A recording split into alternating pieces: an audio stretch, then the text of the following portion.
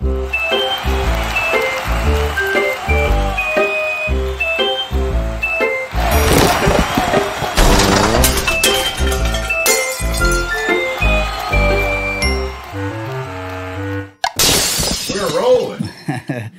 back to the Jiu Jitsu Dummies podcast, everybody. We're sponsored by Fightback CBD.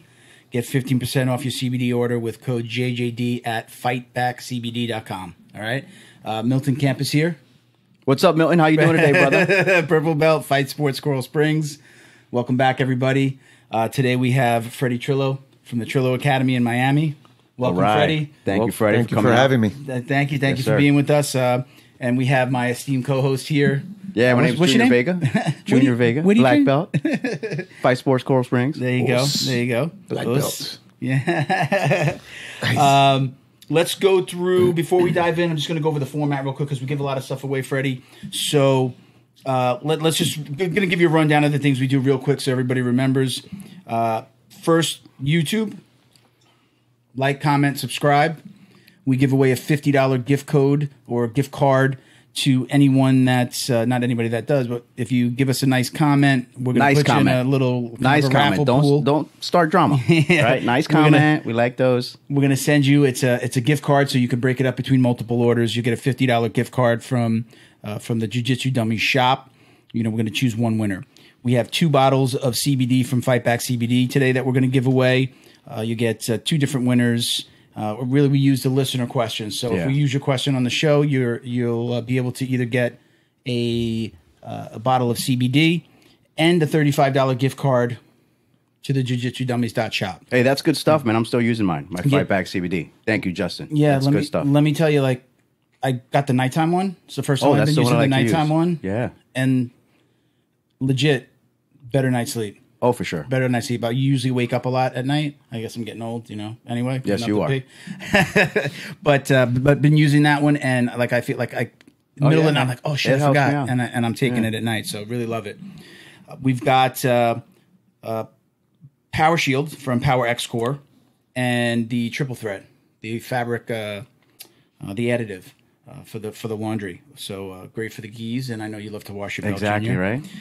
Keep washing your belt, man. We've got some keychains from Flow and Roll. Washing your belt. Yes, my skills are just getting washed away. Disappearing. We've got backpacks from Flow Kimono. We still have the kimonos that we're going to give away to the podcast patrons. So we've got these 2 kimonos that we put the Jiu Jitsu Dummies patches on, and we've got one more. What is it? Hemp. They gave us a hemp one as well. We won these at the Jits Kings event. We have one hemp that's getting the patches sewn on. So those are going to go out to 3 different podcast patrons. Patrons get stuff, right? Yeah, pays to be a patron. Anyone that wants to work with us, sponsor, give away product, hit us up on social media at Jiu Jitsu Dummies. That's everywhere. You'll find us anywhere. Or if you go to the website, go to JiuJitsuDummies.com. You can go to the contact form. If you want to be a guest, suggest a guest, or just reach out to us, you can fill out one of those forms, or just send us an email at info@JiuJitsuDummies.com. I'll get that. Again, thank you to Flow Kimonos and Jits Kings for the wins. We actually won all 5. We went to the Jits Kings event, Freddie, and me and another guy that I was with, we bought raffles. There were five gis. We won all 5 of them. No between way. the 2 of us. Wow. Completely legit. There was no setup. Nobody would have known. There was no scamming. Kept on calling our numbers. We won 3. Not 1, not 2, not 3, not 4, 5. but 5. We were just like, I started giving the tickets away to the people that we were with who donated them back to the show. We got to meet them last night at the event. Jits Kings. Jits Kings, yeah. They were there. We were, we'll get into the Substars event a little bit, but we got to go outside and talk with that was an awesome with event, Jacob the Bull Brown. I apologize to Jacob for calling him the Brown Bull on the last show. So we'll get into his win last night, which was awesome. Talk about that. And again, so we won these kimonos, and we're just giving away everything that we get from sponsors. We might try out, but we're giving it all away to our listeners, which is really cool. All right, that's it. Let's get into it. Freddie. Let's do it. You reached out to me. You said, let's talk about jiu-jitsu. Tell us a little bit about yourself. Let's just start with, name, rank, serial number. Where tell us about the academy. Let's start with that stuff. There's so much to talk about. There's so much to talk about. Ready to go. But, first of all, thank you for having me here. For sure. I really appreciate it. I like the fact that you're reaching out to me and I get to tell you my story of how I got started. Because I truly feel that I was one of the first in South Florida, in Miami area, to start doing jiu-jitsu as a cop. Okay. Because back then, I can't think of any other cop. There was a few others that started with me. Okay. But I was probably one of the few, if not the only one, that stayed with it. Okay. They got to black belt. Freddie, give us a window so we can, We're talking 90s, 1990s, mid-1990s. Okay. That's how far back, I started. I saw a picture of you with your coach in a white belt. You look like a little kid. I mean, you look really young. Years ago. I saw it on your Instagram. I was stalking you yesterday. So years ago. Which one? Because I've had, I started. It was his birthday. You wished somebody a happy birthday the other day. You posted the picture of you in the gi with the white belt. That's probably Pedro Valente. Okay. Yes, it was. Pedro Valente. Yes, it was. So, but I didn't start with Pedro. Okay. I started with Carlson Gracie Sr. Okay. Wow. Who was he would fly down here periodically. Actually, before I even go into that, yeah.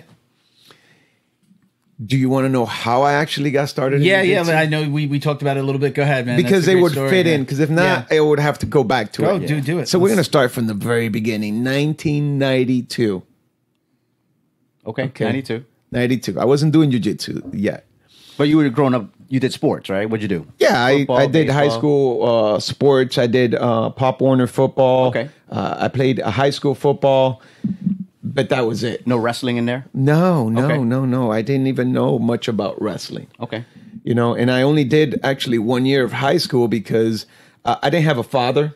So it was just my mom and myself. And my mom worked I hardly saw my mom growing up. She worked 3 jobs cleaning houses all over the place, and so I didn't really have a father structure to help guide me throughout school. So I ended up stopping sports to start working to help my mother out okay. while I was in high understandable. school. Yeah. So that's how I got started with work. But this fast forward a little bit. I graduate high school. I'm a security guard on Brickell Avenue in a building called Brickell Place Condominiums. I still remember the address, whatever. I was there for 5 years. And while I was there, one day, City Miami cop guy drives in. And of course, we're talking typical City Miami with the tight shirt, the muscles, drives up in a Corvette, broken English. He's a cop. But anyway, he was a nice guy, and we started talking, and I was like, hey, so what did you do to become a cop? I said, man, just start applying and become a cop. So that started the ball rolling, because I didn't grow up wanting to be a cop. I didn't know what the hell I wanted to be. Sure. I was just a kid growing up, playing football in the park every day in sports. And then one day I said, well, I'm a security guard. And back then I thought, man, I'm a security guard. I have high clearance level here, Sector 7. Exactly. You want me to open your storage unit? I'll be right there. So I said, let me try out and see if I can do this police work. I have never been in trouble before. Mm-hmm. I didn't, believe it or not, I didn't grow up doing any drugs. I knew what drugs were. We all knew when we were young, but I chose not to hang out with that group. Gotcha. I hung out with the group that liked to play sports. Mm-hmm. And for that, I'm very grateful. And that's all we did, man. We were in the park all day. Nowadays, kids spend all day playing video games. We never had that. We were in the park all day. Mm-hmm. So I was clean. I had a clean system. I didn't do anything wrong. I was fine, I wasn't a saint, but I wasn't a devil either. Mm-hmm. So I started applying for different apartments, and lo and behold, I got picked up by a department. Relatively quick. How quick did it take? How long was that process? It took a while. Okay. Because I applied for several places, and finally it was not my first choice, but it was a department, like a gateway for me to get into police work. Sure. So Opa-locka, City of Opa-locka picked me up. City of Opa-locka is still not the best city, but we're talking 90s. It was even worse. I can imagine. We just lost all our listeners in Opa-locka, by the way. No, I'm just kidding. Shout out to my Opa-locka people out there. I love the city. So anyways, I started working. I went they sponsored me. They sent me to the academy with the condition is, okay, we're going to put you to the academy. We're going to hire you, but then you got to stay with us for at least a year. Okay, that makes sense. I thought that was fine. You know, I was in my early 20s, so I didn't care. I didn't have nothing else to do. Fast forward, they put me in police work. Year goes by. I graduate. I'm a cop. And let me explain something to you. Opalaka is not like you're working, and I don't want to get hate from my Coral Gables cops, but it's not like I'm working in Coral Gables. 1 year in Opalaka is probably 10 years in Coral Gables. Stress-wise, you mean? Oh, exposure to everything. Activity. I mean, from the first day I was showing up to scenes of homicide scenes, people dead. I never seen any of that stuff before. Yeah. I never seen what crack was or any of that stuff. So talk about crash course in learning. Sure, you get seasoned real quick. Of course, you know that's like a new person starting to train with John Danaher. Yeah, you know you're gonna learn that stuff. Throwing it with the sharks. You're with the sharks, my man. Yeah. So, anyways, I thought that the police academy would provide officers with the absolute best training that you would need to go out there and do your job, right? You would think that way. Yeah. Boy, was I wrong. Yeah. The police training, at least in the state of Florida, that curriculum, that self-defense curriculum is put together up in Tallahassee, up north somewhere. Well, was it the same as it is now, where you get certified? You can get certified and then apply.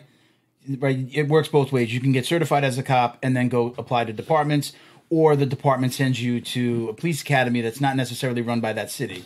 Correct? That's how it is when it becomes for a hiring purpose. Yeah, but I'm referring to the self-defense. Okay, that the police academy teaches officers. I got you. And back then, it was still very much 1970s striking, kickboxing, the Bruce Lee era. A lot of the self-defense that was taught in the state of Florida, at least, and I'm sure it was like that across the world, across the U.S., but at least in the state of Florida, was based off of the 1970s.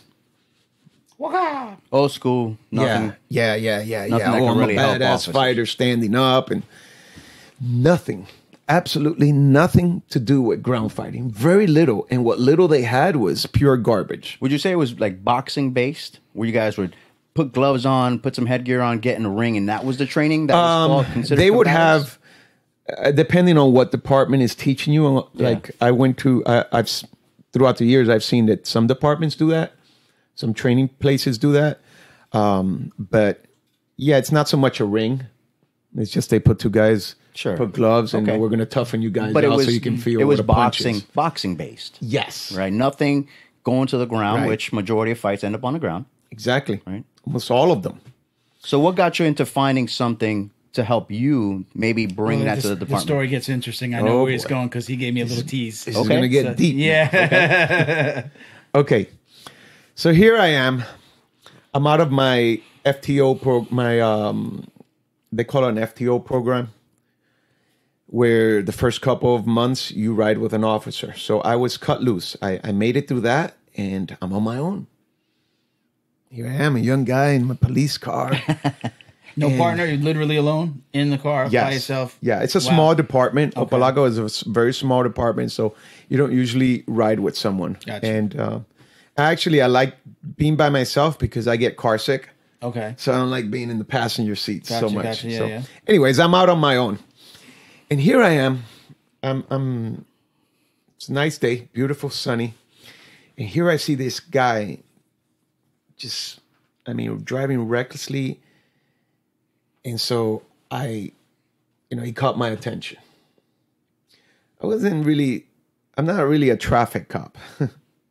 And I'm not putting down traffic cops. I'm not really a traffic cop. I don't sit behind a tree. Oh, I got you speeding. Pull over, buddy. No, I don't do that. To me, I was into arresting people. I like to do active stuff. Sure. So this guy, he pulls over. I got behind him, And as soon as I activated my lights, he turned one quick corner. It was like, it was really fast. And he immediately pulls over. He just turns into a building complex and pulls over immediately and stops, exits his car, and now he's walking towards me. Now, you got to understand something. Per most protocol procedures, if you have time, you get on the radio and you say, hey, unit. Get a backup unit. No, well, at least you say, unit Freddy Trillo, whatever. I'm just using it for example. I'm not going to get into the police terminology. I'm conducting a traffic stop at such and such place to such and such vehicle, and you give the tag number. You give all that information. So in case something happens, the dispatcher knows what you have. Well, that's nice if if you have time to do that. But when you get behind a guy, and then you have the radio where you have multiple people talking, so you have to wait for your turn to get in there. Mm-hmm. You can't just blurt in there immediately. But if you get behind a car and he all of a sudden stops and jumps out of the car and not runs away, it's okay if they run away. You just set up a perimeter or whatever. But this guy starts walking towards me. I don't know whether he has a gun. I don't know what his intentions are. Sure. So you don't have time to get on the radio. You can't get out of the car and, sir, do me a favor. Can you wait there until I take this traffic stop? You can't do that. And this is daytime or nighttime? This is daytime. Okay. So I get out of my car quickly. And one thing that I had is I have street sensibility. And I have common sense. I knew I can read somebody. I grew up in bad areas. And he wasn't coming over to say hello. Yeah, exactly. Hey. I can read the body language. I can see the facial expressions. I can see the clenched fist. I can see the nonverbals coming at me. So I knew I was dealing with something more than just somebody speeding. But I didn't know what it was. So I thought quickly. I looked at the guy. I said, bro, what's going on? Whoa, stop. What's your emergency? Is something happened? Something happened to you? You need to get to the hospital or something? I'm buying time. Sure. And I still, so what happens is, as he's walking towards me, he stops because... You caught him by surprise. Yes, I threw him off. Yeah. So I can see the little spinning, everything's spinning up there. And I'm like, okay, so I got him to stop, but I got to continue this act now. So what happened, man? What's going on? Why are you driving so fast? He says, he just starts mumbling, whatever. So now I got him to calm down. I said, okay, well, do you have a license or something? He goes, oh, yeah. Pulls out a wallet. But when he opens the wallet, now this guy is a black male. He's about 6'2", 220. I'm 5'9". And I was like 22, 23 years old at the time. I was soaking wet 160 pounds. But no jiu-jitsu. And the guy pulls out a wallet. A picture ID falls out of the wallet. Now picture this. Guy standing here. I'm standing here. He pulls out the wallet. And the picture ID falls. And it goes up. It goes up. It felt like it took an eternity to fall. And when it falls, it's a white male on the picture. Oh, wow. He looks down at it. I look down at it. And just picture us both looking up at each other. Wow. And then no words were said. He just straight rushed me. Wow. There was no training in the police academy that prepared you for that moment. That prepared me for somebody just rushing right at you. Wow. Yeah, just bum rushing you straight. Not only did he rush me, he didn't even want to fight. He just rushed me, bear hugged me, picked me up, slammed me on concrete. He mounted me. This is 1992. There's no UFC back then. There's no ground and pound that we knew about back then. But he knew about it because that's all he did. Wow. He mounted me, He placed a forearm on my neck and he just started punching away. Broke my lips, chipped a tooth, broke my nose, gave me two. My eyes are brown. They were black. Wow. Okay. I had Oriental eyes like you, kind of. All right. Even worse, I could barely see. That. I mean, this was a couple of days later. You couldn't even recognize me. That's how bad I got beat up. And he grabbed my radio. He knew where my radio was. He grabbed it. He threw it over a fence. So now I have no radio. Mm-hmm. Nobody knew I was on a traffic stop. He grabbed my handcuffs. Wow. He threw them over the fence. I have no radio, no handcuffs. The only thing I had left was my gun.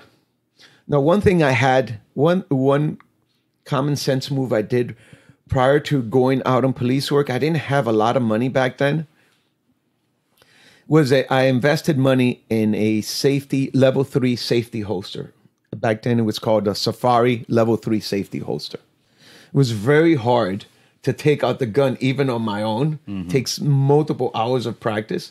So it makes it almost impossible for somebody mounted on you to remove that gun off of you. I knew that at that moment because I'm on my back and you have to kind of go back. Give it a twist. There was no way he was going to get my gun out. Yeah. One. Two, because I've had people critique me. Well, why didn't you take your gun out and shoot him? You don't understand. When you're that close, when somebody's mounted on you and he has that leverage on you. Sorry, I got away from the mic. He has that leverage on you. The last thing you want to do is try to remove that gun because he can take that gun easily from you. And I wouldn't be here right now had I done that. So I said, you know what? I remember I was looking at the sky and he started punching. There comes a point where you no longer feel the punches. You see them coming, but you don't feel it anymore. And I know this because I didn't feel any pain at the moment. Adrenaline kicking in too. The adrenaline started kicking in. I was feeling no pain. Wow. All I know is that boom, boom. Thank God I have a strong chin, so it's very, very hard to knock me out. But I can still get You're still going to feel it. I'm still feeling those strikes hitting me. Okay. I remember looking past him. And I'm not going to mention his name. I'll never forget his name. It's etched in my mind. I'm not going to glorify the guy. But I remember looking past him and looking at the sky, beautiful blue sky. And the only thing that kept going through my mind is, I can't believe this is happening to me. And you know what, guys? I know that that's the exact same thought that many people that are no longer with us, they had those same thoughts right before they die. And they move on to whatever world we'll soon reach. I couldn't believe this was happening to me. I can't believe I'm going to die here in Opalaka. and nobody knows I'm here. Because I thought I was going to die. The only thing in this guy's face was pure rage. He had foam coming from his mouth. He was high on crack cocaine. He was trying to bite me. Wow, really? I could only try to keep him away because I didn't want to get bit or anything. I would try to turn to my side to keep him from getting my gun. So this went on for like 15 minutes. Finally, bystanders, somebody that lives in that complex, called 911 and said, listen, I heard the 911 tapes. He said, listen, you need to get a cop over here to help your cop out because he's about to get killed. Those were the tape. That's what the callers were saying. Mm-hmm. He's about to get killed. And I can hear sirens coming from everywhere. But because we were like in an apartment complex, they couldn't find me. He got up. He finally got tired of beating me up. He got up and he just started walking away. And I was on the floor and I sat up and I see him walking away. And I just walked. I got up. I finally got to my feet and I started walking towards the street. And he was a few feet in front of me. And he was tired. You know, the average fight in the street, 30 seconds, you're tired. He was dead tired. And the units, as they came up, I just pointed to him. They got him into custody.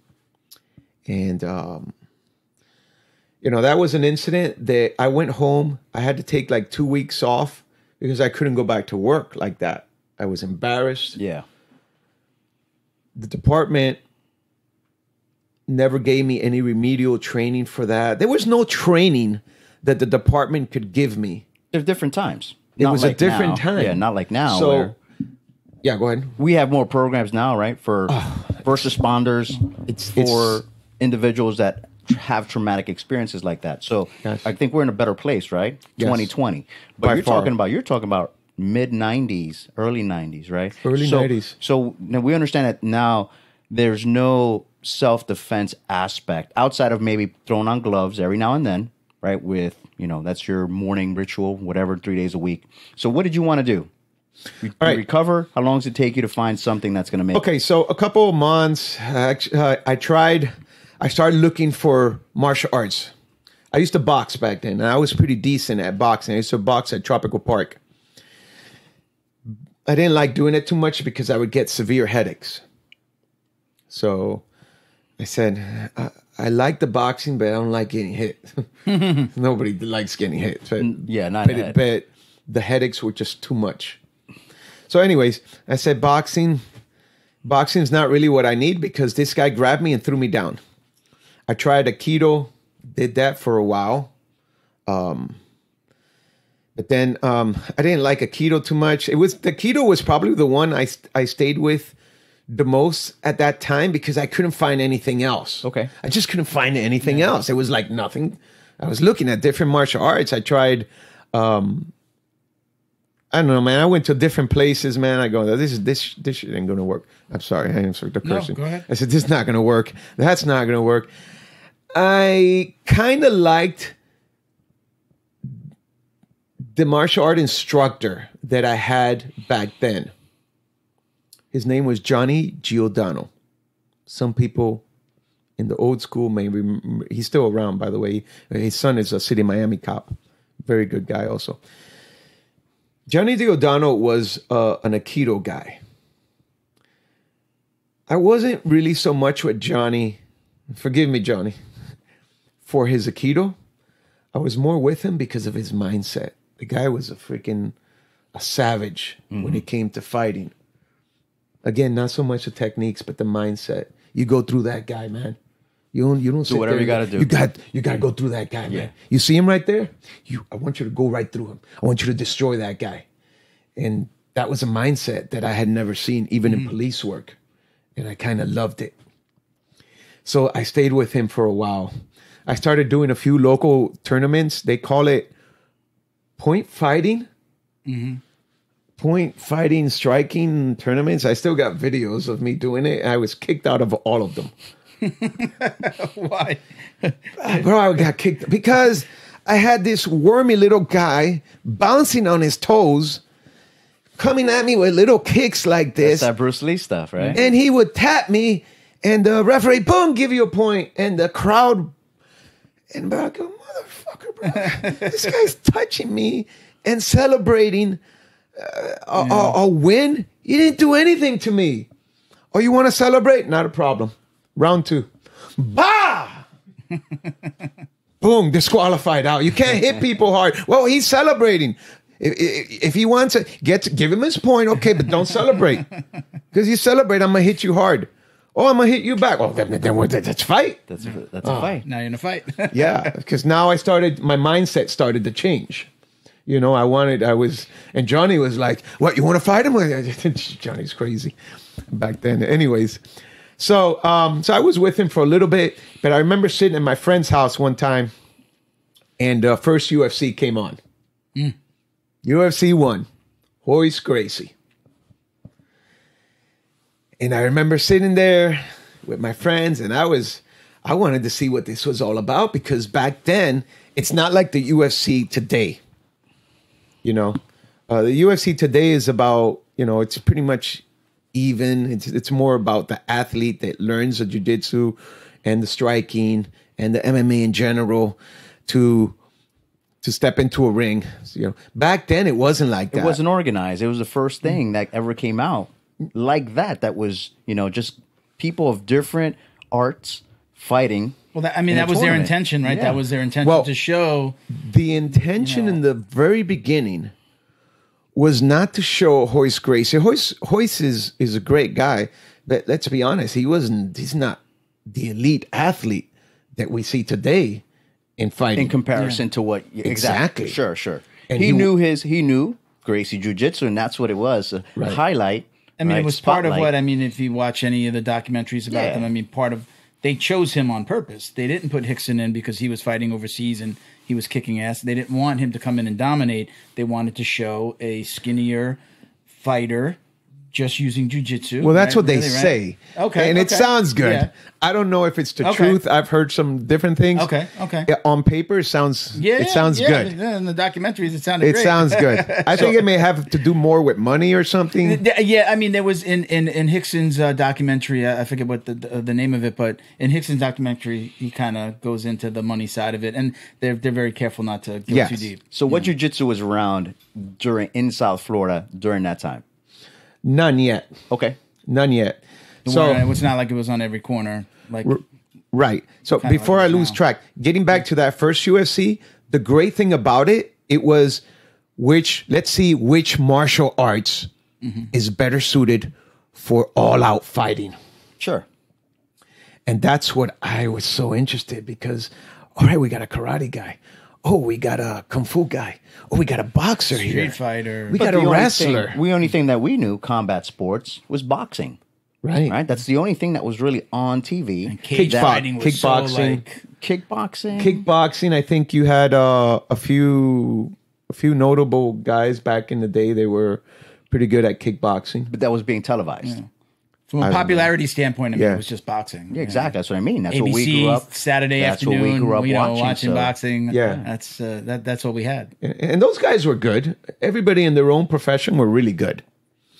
But now it's everything. It's punching, kicking, takedowns, grappling. Yeah. Everything is involved. Now we got to see which one is the best for that environment. And that's where jiu-jitsu freaking, Exploded. they didn't win them all, but if they had 20 fights, they won 18 of them. Yeah, that's a huge percentage. They were able to dominate with jiu-jitsu. Exactly. So that's when I remember looking at it, and I was fixed and glued. And I was like, man, I don't know what this jiu-jitsu is, but I'm going to find a place down here. I'm going to find one that teaches it. It was around the mid-90s, 95 or 96. I'm not sure, man. But I found a place in downtown Miami that they were teaching jiu-jitsu. Marcos Conan Silveira, and his brother Marcelo.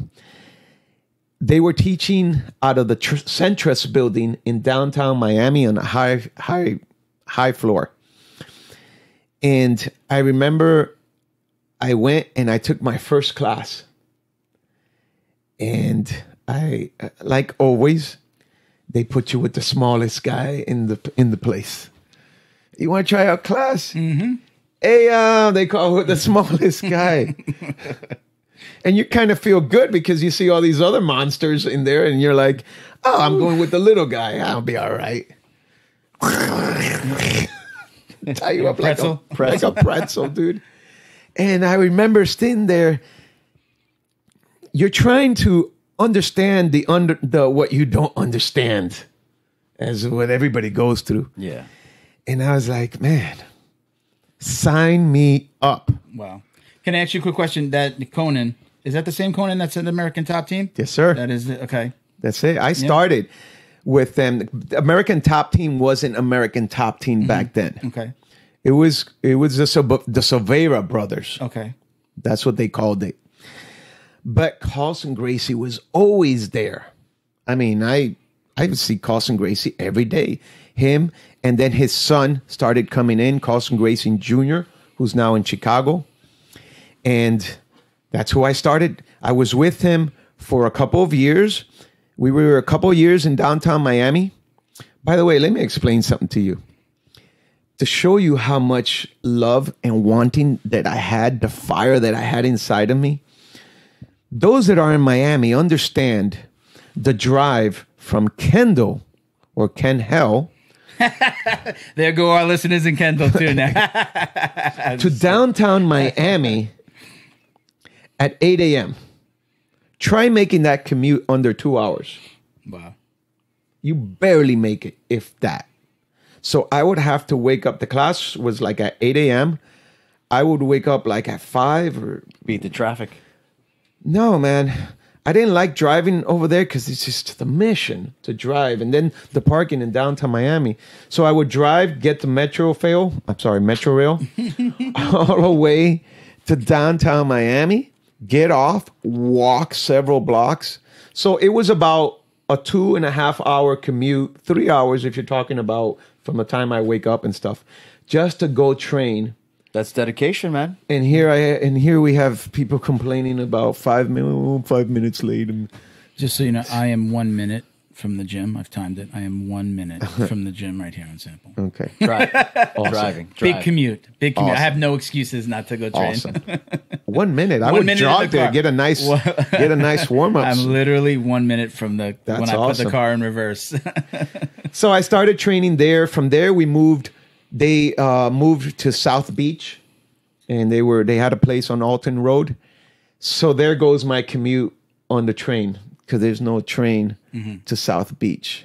I hear they're in the works of finally doing it 20-something years later, but it's still not built yet. But Yeah. it'd be great to have one go to the beach. But anyways, so then I had to drive to South Beach. From Kendall. Wow.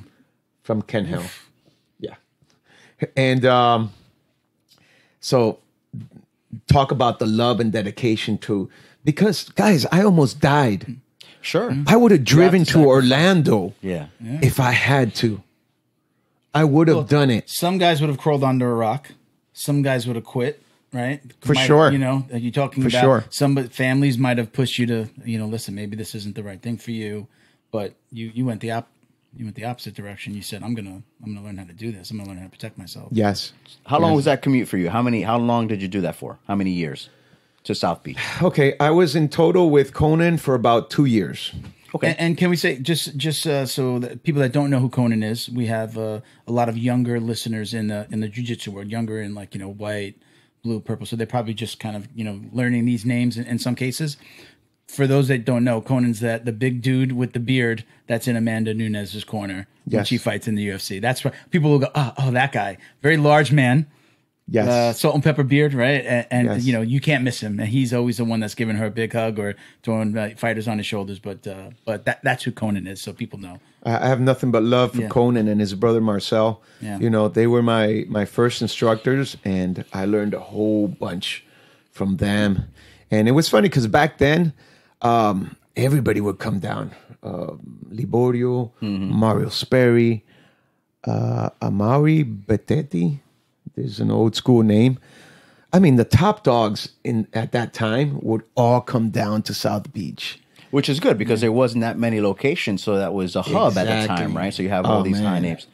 Talk about a Shark Tank. So how long did you train? You said you trained there for 3 years, give or take? About two, because I got up to blue belt. Okay, that was going to be my next question. Yeah, I got up to blue belt with him, and but then I ran into Pedro Valente one day, and I took a class with him. And the one thing that I really liked about him at that time is that he was very organized with his lesson plans. And that was something kind of new to me. I had not seen jiu-jitsu because on Conan... A curriculum. A curriculum, exactly. Okay. And I was like, whoa, this guy's got a PowerPoint.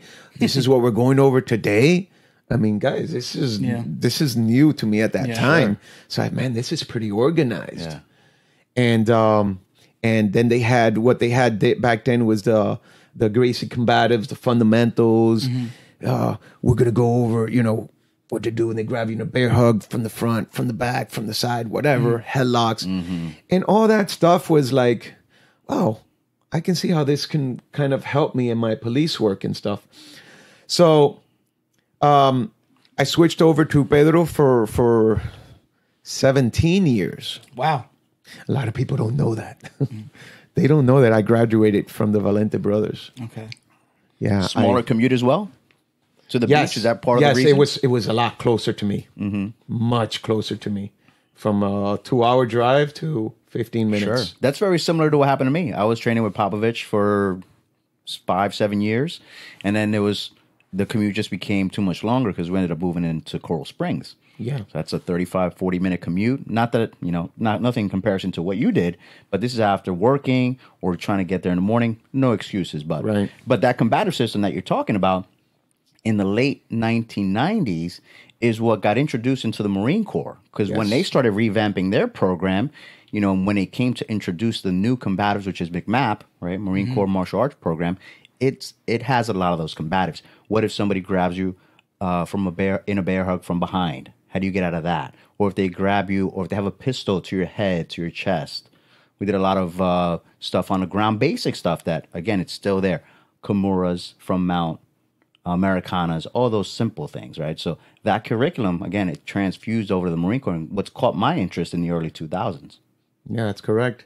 And that got the snowball effect going because now I think all the military pretty much, for the most part, has some type of combative. I mean, most of the guys, it was just to mention, most of the guys that are involved with the show, Janet included. Janet's husband's a Marine, Junior's a Marine, Raul, who joins us on occasion, is a Marine. So I'm surrounded by these military guys.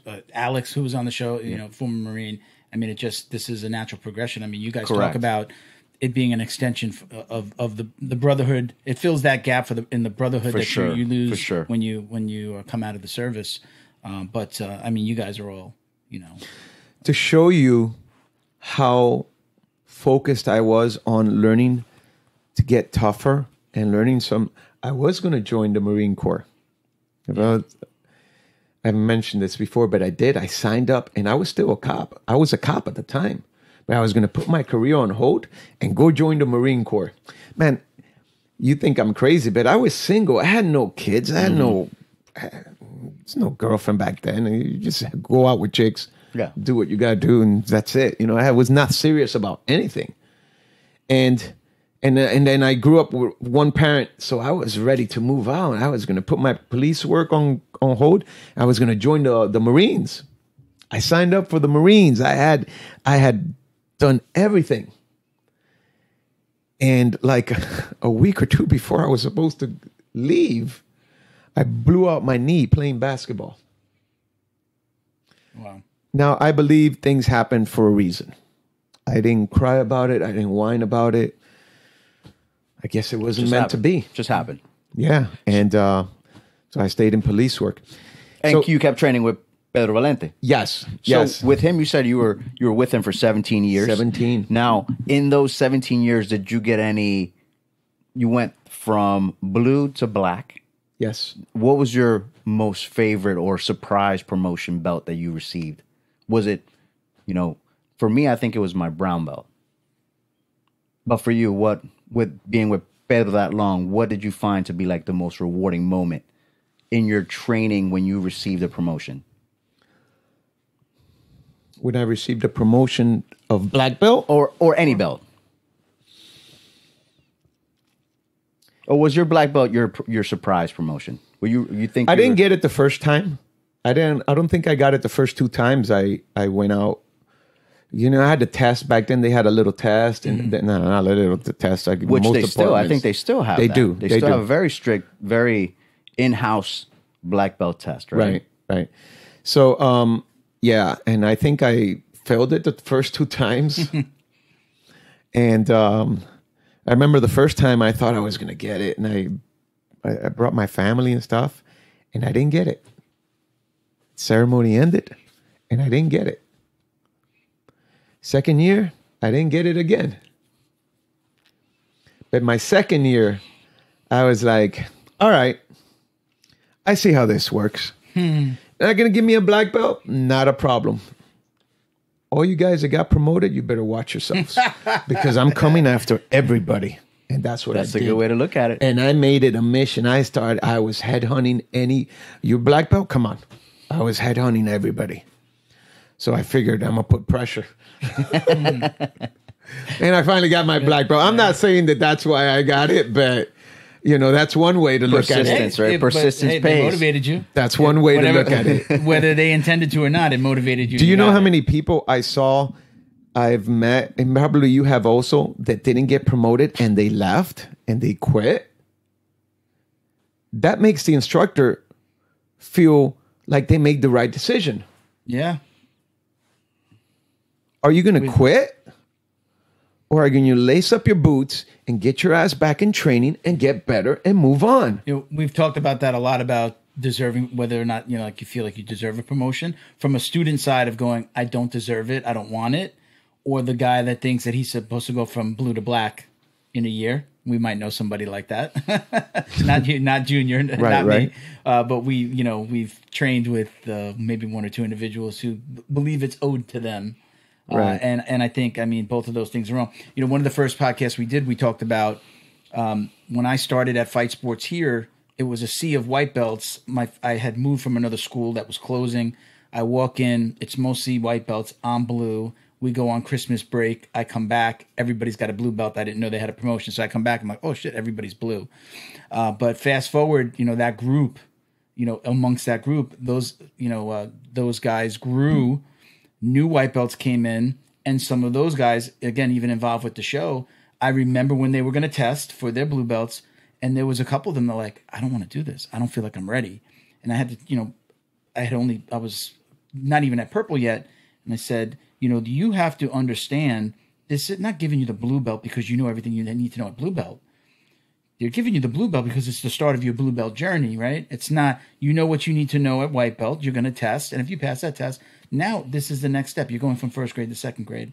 And a lot of them didn't understand that until it was kind of explained. They had unrealistic expectations, at least what was expected of them. Right. So we talk about it from both sides. So we've gone into that a lot. Again, a lot of our listeners are younger in the jiu-jitsu game. So we definitely try to reinforce that. Like, listen to your coach knows.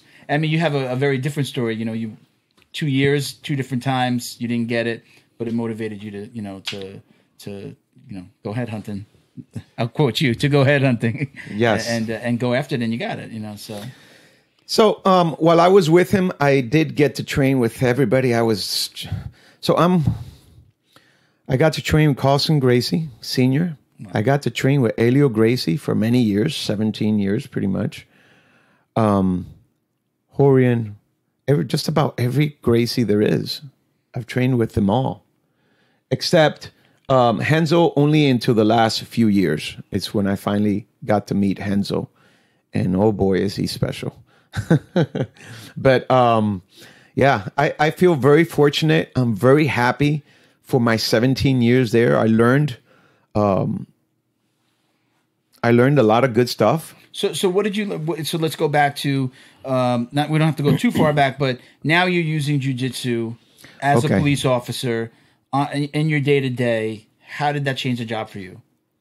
Okay. Well, I should note that I'm now under Tom DeBlas, Professional Tom DeBlas, Ocean County, BJJ, in New Jersey. Tom. And I'm under Tom. I went under him a couple of years ago because I decided to, after I got my black belt, I was still there for a while, but I wanted to open my own academy. I had a vision that I wanted to open my own academy, and I wanted to do my own thing. And I was a defensive tactics instructor at the police academy also. And Miami-Dade Police Department is a 3,000-man department. So I was there for a while, and I was teaching a lot of cops, jiu-jitsu. Officially, or like, hey, let's go to the gym and that's no. I was teaching jiu-jitsu. And how long was that from? Okay, you got it. You got into that fight with the, you took that beating, for lack of a better term, right? And then you start training jiu-jitsu. Yes. And then how long was it before you became a defensive? You started teaching other people. How many years is that? What's the? I probably started teaching jiu-jitsu. Man, probably right when I was always helping out in the academy, but and anywhere where they needed, but I didn't go full throttle teaching until I was a black belt. Okay. But other than that, I was teaching at the police academy. Okay. All right. going back, I was already a black belt when I was teaching at the police academy. And that helped shape me to become a better instructor as well, and to reach out and open up my own academy. And I wanted to do my own route, so I broke away. And in peaceful terms, I just thank you very much. I did my 17 years. It's not like I got it for free, Yeah. So when did Trillo Academy open? 2010. Okay. That's when pretty much it started. But actually open 2014. But I started in 2010. The foundation started in 2010, and I started teaching. I was teaching out of a little place, a little gymnasium. And then when I had enough students there, moved to a bigger place, and now I'm at my main place where I'm at now. And I know soon it will happen. We're going to be moving to another one. I don't know the location. And tell our listeners and viewers where Trillo Academy is. Trillo Academy, Trillo Jiu-Jitsu Academy is in, we are on Miami Gardens Drive, a block north of Miami Lakes. So pretty much on the northwest section of Miami-Dade. Okay. Right off of I-75 and Miami Gardens Drive. So yeah, and I've been there, started in 2014. And a few years later, I met Professor De Blas at a seminar at Black House on Miami Beach. And man, we hit it off. I really loved his approach to jiu-jitsu, his mindset, the killer mindset, the techniques and stuff. And I don't personally know him, but I do read and follow him. We both do on Facebook and Instagram. Henzo and Tom were at the seminar a couple of years ago after the hurricanes that hit Maria. After Hurricane Maria, they did an event when Cyborg opened up the main Fight Sports right, HQ. I remember that. And they came in and they did it. Look, and for my experience with Tom, other than just being at that seminar, I watch a lot of the stuff that he puts online and great tutorials. Content. Yeah. And if he teaches, when you're in front of him, if he teaches anyway, like those videos, I mean, he's amazing. I mean, he goes through it, piece by piece, and that's the way I like to learn. Show me where I have to put my foot. Show me where I put my arm. Tell me why. I mean, I feel like he teaches like that, at least from the videos that I've seen. So yes, he is. Like an amazing instructor. And he's a straight shooter. Yeah. He doesn't sugarcoat things. Okay. If you mess up, he will let you know. That's what we need. Oh, boy. That's what we need. That's what I need. Yeah. And it wasn't until I started training with him that I really, really took off with my jiu-jitsu. Not just my personal, but the way I teach jiu-jitsu, my knowledge of jiu-jitsu. Because till then, I was based around the jiu-jitsu that I was taught, that I was originally taught, from the Valentes. Okay. And then when I stepped out of that environment and I started training with other jiu-jitsu people and Tom and going up to New York, New Jersey, training all the time up there, I was like, man, I felt like a white belt. I had to start pretty much. I had to fix a lot of things that I was doing that were not really necessarily. Things have evolved. Jiu-jitsu has evolved in many, many ways. Was it speed and tempo based? Do you think that some of your older jiu-jitsu knowledge was slower paced, positional, where now it's more of it's an actual fight and you're moving forward and you have to pass and you have to position and then look for that submission? Is that a difference that you saw? Just, I would say, like now, Valentes are a different type of jiu-jitsu in comparison to some of the gyms that we see, which are very sport-oriented, that teach point-based systems, right? Right. So how did you take that, right, and use it for law enforcement to better protect? Because your style of jiu-jitsu is different, right? You're thinking like a cop, and you have a firearm. You need to protect that firearm. Or how do I get this guy into position? Because I've trained with you, and you showed us positions where you want to get this guy flat on his back and secure either his legs or his arms, so then you can go through the process of handcuffing him. So how did that system of the Freddy Trillo Jiu-Jitsu, if that's a name that I can give it, develop? Well, I trained a lot. I think it's very important. I don't think I do anything that different. I think what I do is it once in a while, and this is something that everybody that's watching this should do. Once in a while, make your jiu-jitsu session a sparring session with strikes. Just do it once in a while. And that will very quickly balance you out and say, okay, maybe I shouldn't do it this way. Maybe I should do it this way, because if strikes are being thrown, this way that I'm doing it is not necessarily a better way. So it kind of equates you and balances you out, brings you back down to reality. So I do that a lot. Mm-hmm. I'll practice. I would say my jiu-jitsu is probably more MMA, looks more like an MMA coach. Okay. Than just a traditional jiu-jitsu coach. So when you trained with the Valente brothers, was that more self-defense or was it more sport? Oh, it was a lot more self-defense. Okay. They're a lot more self-defense. We're not going to make this a Valente no, not at all. We want to understand your right. What they're mostly self-defense. Not necessarily the best, not even close to being the best at sport or any of that. They don't even claim to be that, and that's fine. They have their product, and that's fine. Sure. Yeah. I felt that I got what you needed. I thought I needed, and I move on with it, like anything in life. Yeah. Take the good. So we got a question. Take the good, exactly, and you move on. Yeah. We have a question that it fits right into this. So we have Aaron Peter 93 on Instagram. When I posted for questions, he said, "How do you avoid becoming too sport centric in your jiu-jitsu while also progressing through the ranks?" And I think that you answered it. I just answered it. This was the every once in a while throwing some gloves and throwing some strikes into your training. So what if you're at a gym though that you're saying that you're a black belt, you're a teacher, you own your own gym. What do you tell a guy who is in a sports-centric place? I mean, it's not so easy for us lower belts to just go to another gym. Sometimes maybe the coaches might not like that. But what do I do if my gym just isn't like that and it is a little bit more sports-centric? Do I don't want to find another gym, but what would be your advice there? I mean, I would say that, you should be able to go talk to your instructor. Okay. And, maybe mention it to him. Hey, listen, I want to do a session where I could do some striking with my jiu-jitsu because I want to see if I'm really prepared for a street fight. Because, I want to make sure that everything I'm learning here actually is going to work for me out I walk out of here and I get jumped. I don't see what instructor would give you a problem with that, I do it all the time.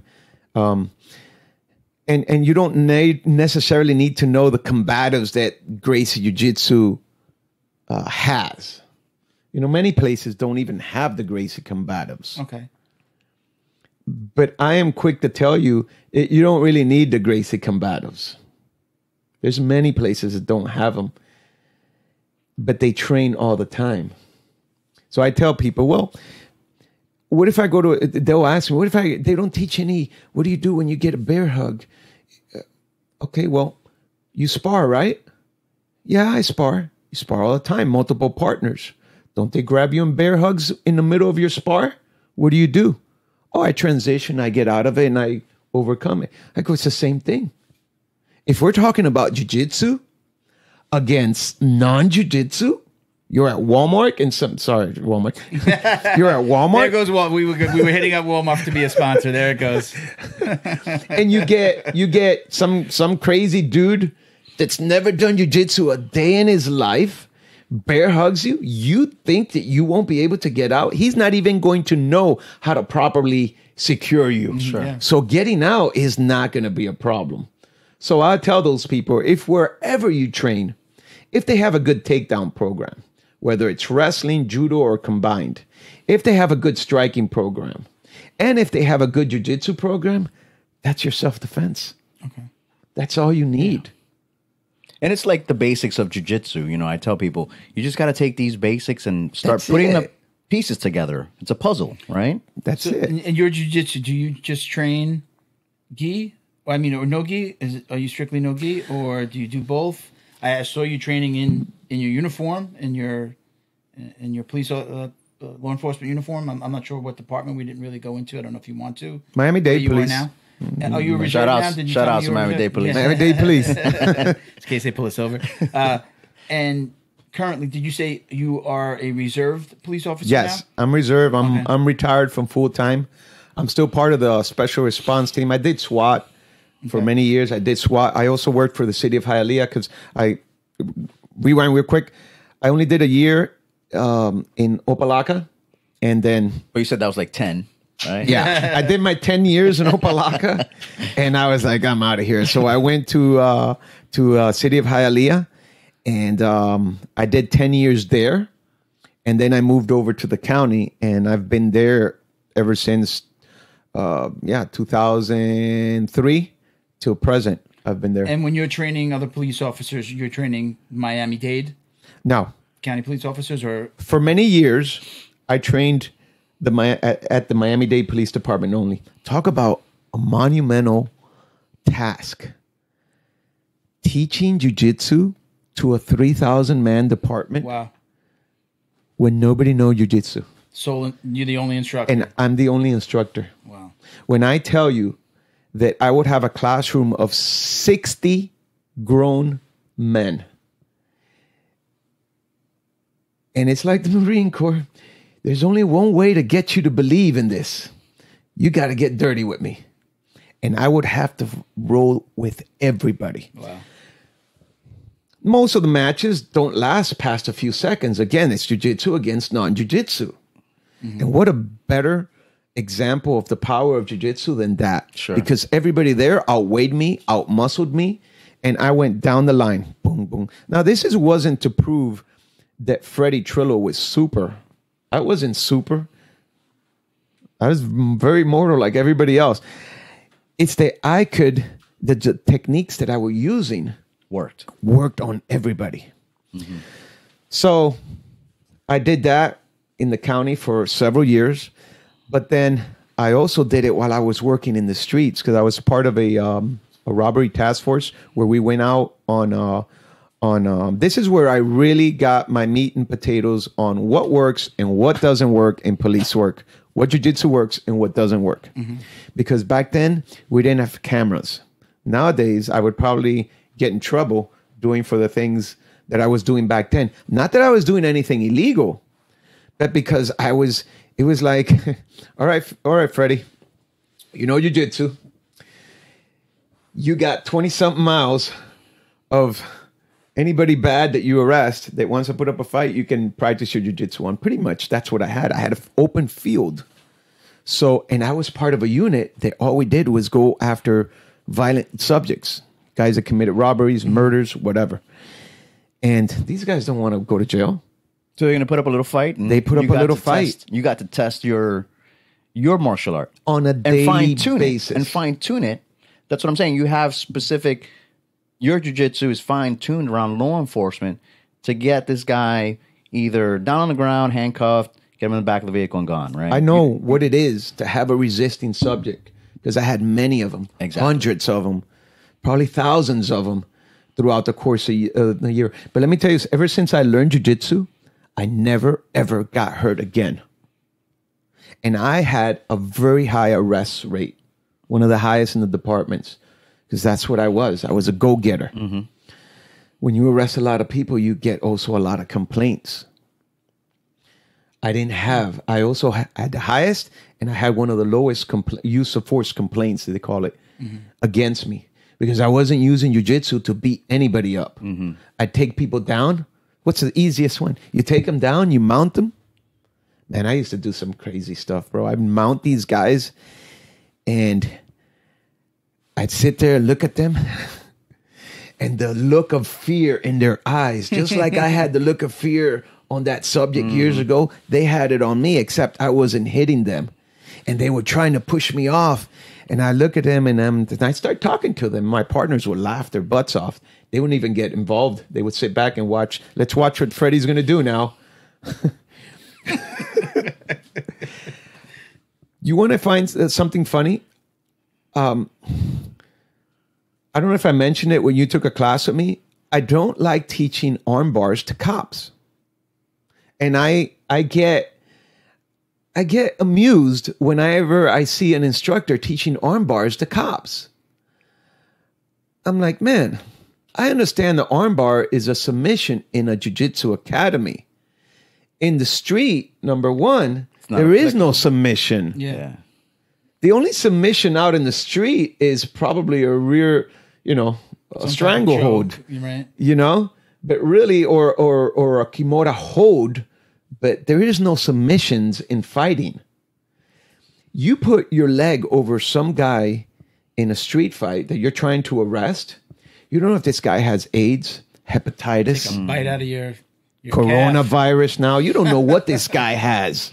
And you're going to put your foot over his face. He's going to bite you. Hard. And now, whatever he has, you just taking that home to your family. But these guys that are teaching this, apparently they've never been either in a real fight or they just don't see what I see. Because I've been there. Man, I've seen some nasty heroin addicts, meth heads. I didn't even want to arrest these guys and put them in the backseat of my car, let alone put a leg over their face. Freddie, so like a big part of what we do here at Jiu Jitsu Dummies is education. Milton said this earlier, it's for the novice Jiu Jitsu guy. But we're not talking about just kids. We're not talking about just, doctor, accountant that wants to come in, but for law enforcement, right? Regardless of how many years you've been doing law enforcement, regardless of how many years you've done SWAT, if you don't have some type of martial art that can help you on the street, then you're behind the curve, right? And on the You're ground, 20 more specifically. You're probably 20 years behind already. So you would recommend, just like you took charge of your department's training program to teach jiu-jitsu, you'd recommend any law enforcement to take some type of combatives, not necessarily jiu-jitsu, but like you mentioned, it could be conditioning, it can be takedowns, it could be sparring, maybe even jiu-jitsu, right? Something. They need to take something. Well, they have to have jiu-jitsu. Okay. I think we can all agree they have to have jiu-jitsu. Nobody nowadays steps into any ring. I don't care how great you are at whatever style you're at.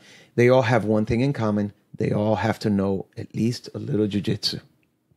Okay, you got to know it. Yeah, agree.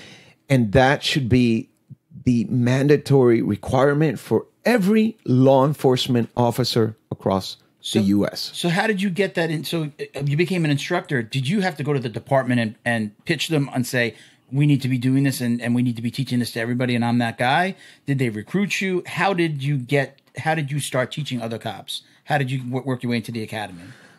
Well, my one of my partners trained jiu-jitsu with me, and he had climbed up the brass, and he knew how I was, and he asked me, Fred, we can use your talent in the police academy.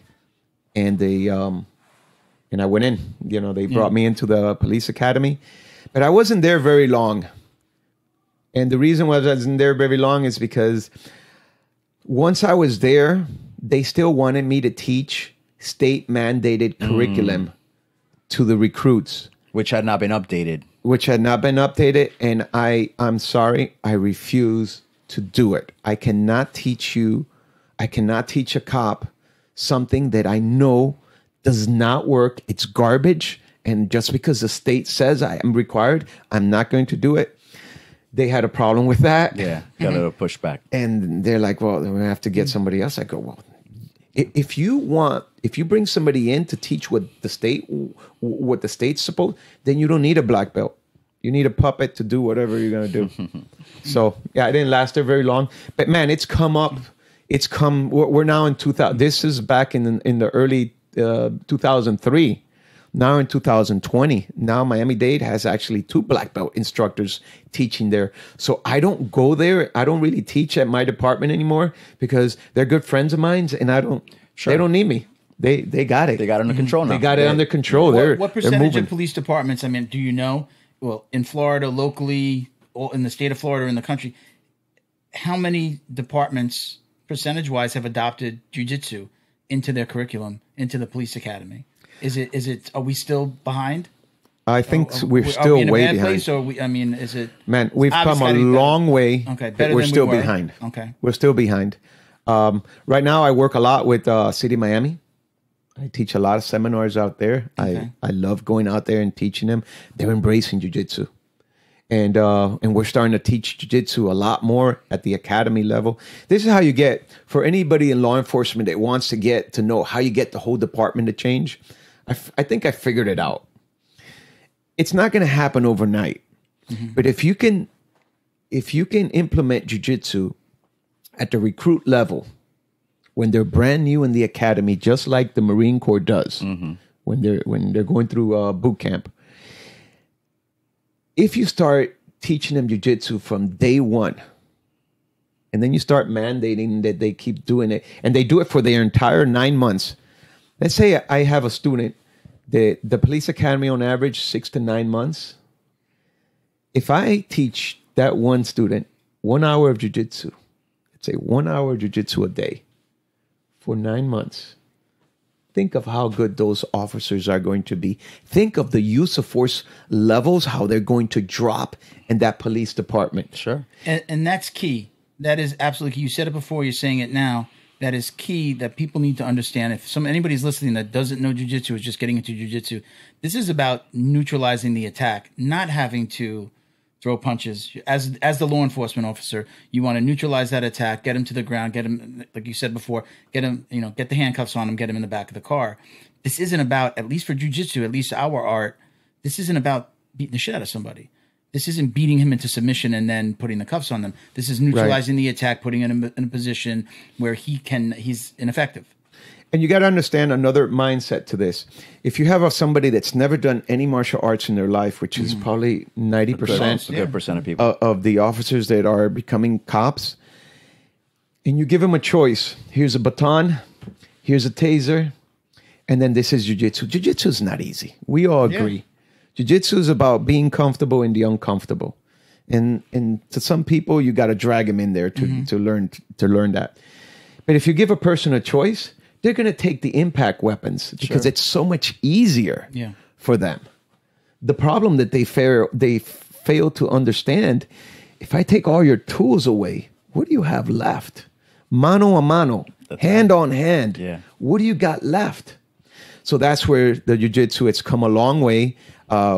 Yes, most departments are starting to implement it. And again, if you started at the academy level and you get those recruits and they start learning jiu-jitsu, by the time they graduate, they have 9 months of jiu-jitsu training. Next academy class. That first class is now becoming supervisors. They're going up the rank. Within 20 years, you'll have the entire department with jiu-jitsu knowledge. That's how you change it. There you go. Let me tell you how I don't know if and I'm sure I told Milton, but tell our viewers how I met Freddy. I think I just reached out to Freddy on Instagram because that's what I do, right? I want to learn as much as many mayor tools. over there. He goes around to the gym, which is a great thing. Yeah. I want tools. I want to know what Freddy knows. If I get a chance to train with Tom DeBlas, I want to train with him. I want to know what he knows. We have Master Toko. I've gone to his academy before, and it's just I go on there very humble. Master Toko, the man who put the black belt on Cyborg, right? Yeah. Grandfather. Yeah. My jiu-jitsu grandfather. Yeah. But hey, and Freddie invited me to come into his law enforcement class. It was on a Friday. I showed up.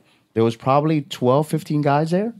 Some were law enforcement, but the majority were law enforcement. Maybe one or two were not, but they were just some of your regular students that might not have been law enforcement. But we trained for a good hour and a half, and the techniques, like I mentioned, that you showed are very specific to that.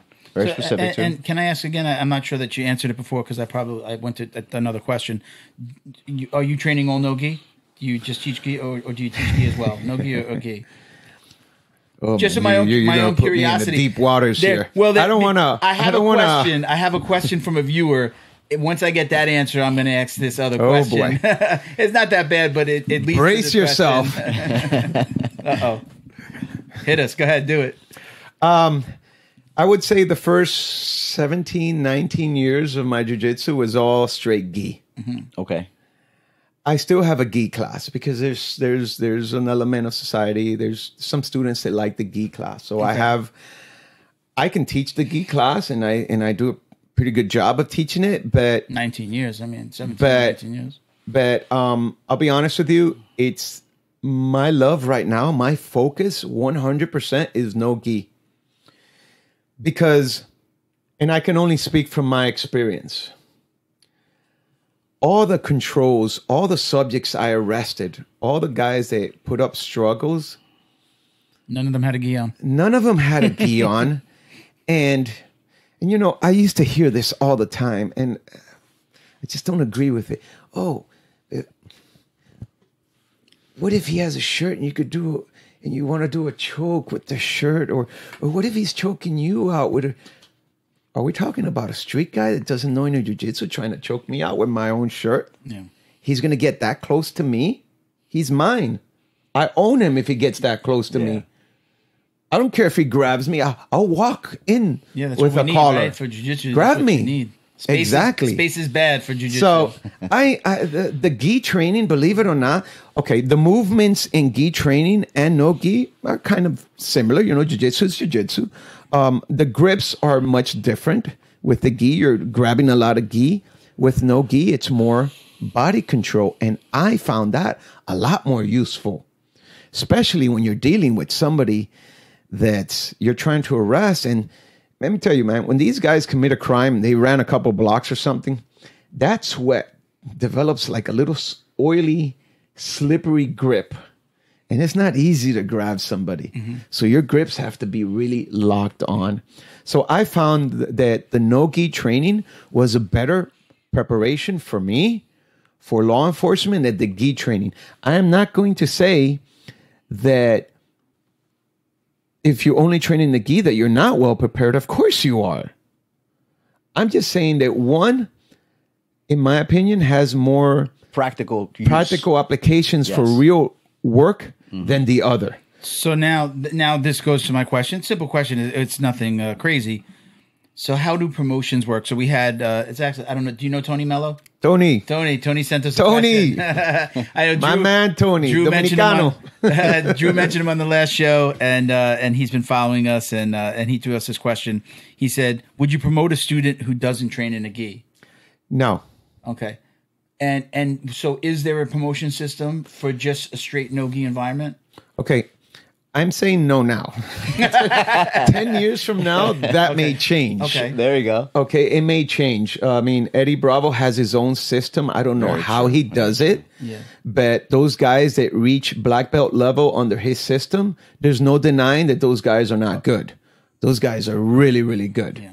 So there is a hierarchy of learning when you get to black belt and he awards you that black belt. Could I probably do the same thing? Yes, I'm sure I could. I don't have it that way. Okay. I think that if you are a good jiu-jitsu instructor, you should be able to teach both. You should be able, or a practitioner of the art, you should be good with both. You know, I show up to a place and they tell me, today, Freddie, it's all gi training. Let's put on a gi. Let's do it. No gi. Let's take off the gi.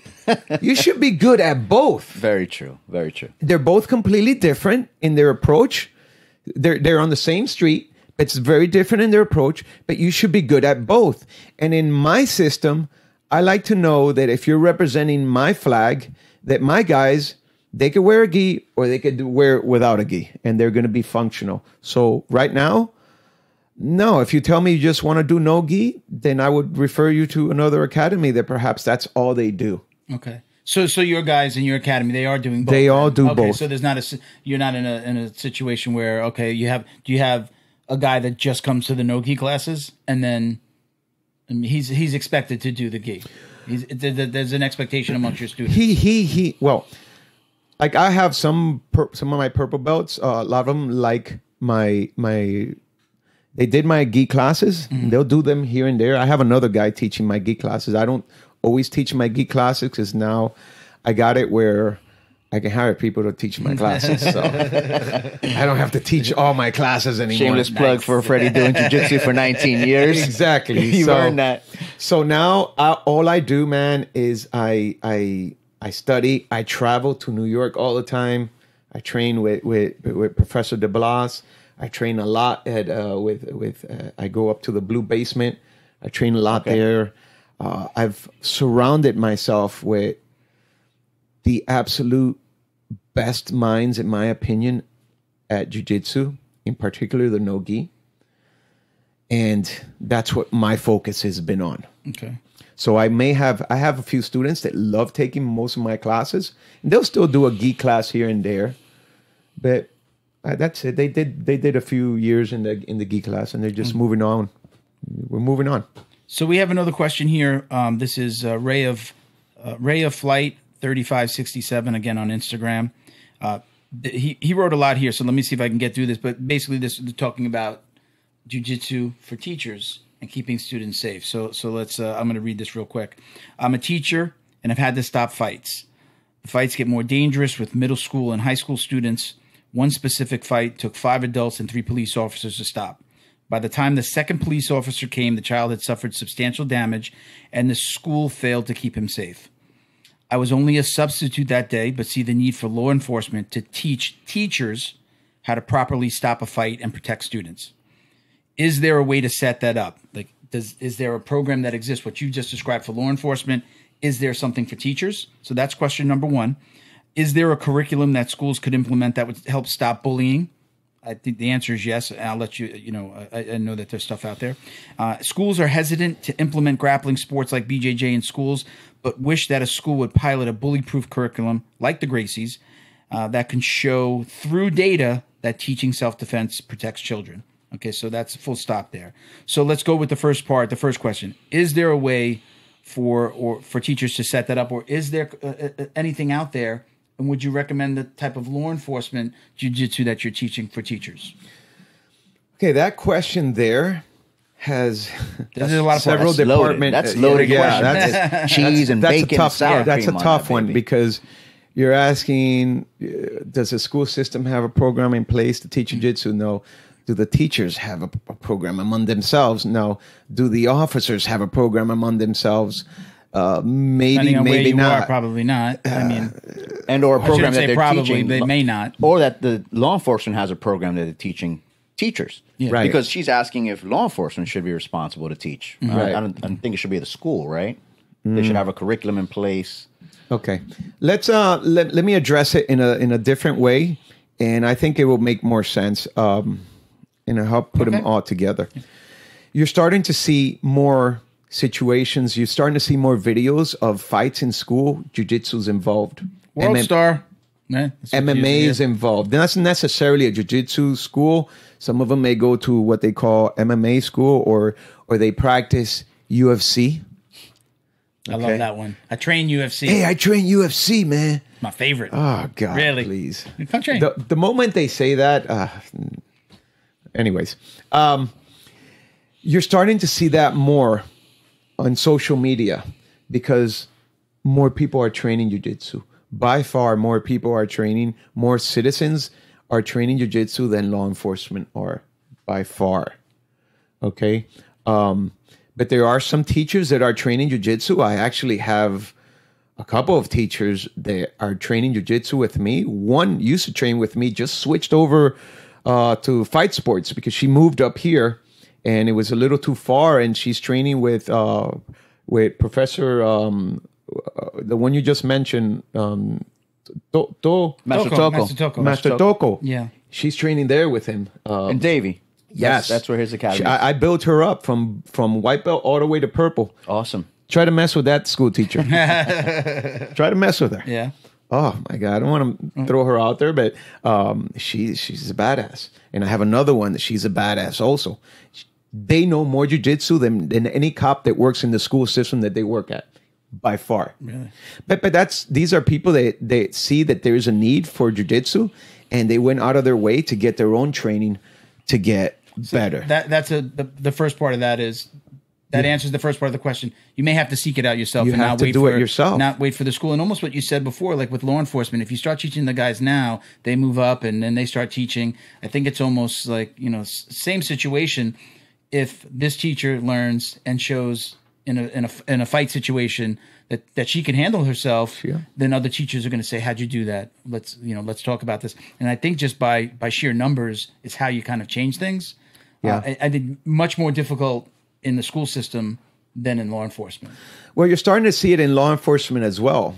Matter of fact, the other day, City of Miami had an incident where it came out in the news where they had to arrest an MMA fighter. Okay. And it took like 7 cops just to control one guy. Now you're saying, well, this guy must have been a beast. No, it's not that he was a beast. He's not really that big of a guy. I'm not going to say his name. I need to glorify him. But it was that those 6 officers, It was only one that really knew how to control him. Nobody else knew how to control him because nobody else was training jiu-jitsu. Sure. So when you have 6 guys trying to control a jiu-jitsu guy, Somebody who knows what they're doing. that's a black belt, Yeah. Wow. that's not going to be easy for them. Because how do you grab? Because he's used to. He's used. Goes back to my self-defense. Yes. This guy, and I'm quite sure this jiu-jitsu guy was never taught to gracie combatives, but he's a jiu-jitsu guy and he knows how to get out of all these grips. You know, it's not just applicable to law enforcement, first responders, but you also have medical. You have Yes. fire. These guys are put in First positions responders. with any first responders should know, right? Just like, teachers, they have to make the effort to go out there, like you're saying, and seek out that knowledge for themselves. You're putting yourself, you could be in a position you never know. And again, with all the things that have happened in the school systems, hey, protecting your kids is definitely, one thing that you should be considering, right? I had a student who's 14 years old, and I'm not sure if you were there one day. It was probably not. It was a day where I had a few officers, and I didn't tell them the kid's age, and I put all the officers to train with my 14-year-old, and he's not a big kid. He's a little kid. He went down the line, up, submitted everybody, and I could see the cops scratching their heads, and I said, "You guys see him? He's 14. Their jaws dropped." Humbling. You will never know. Humbling experience. You will never know, especially now, 2020. This is not about my kid being tough.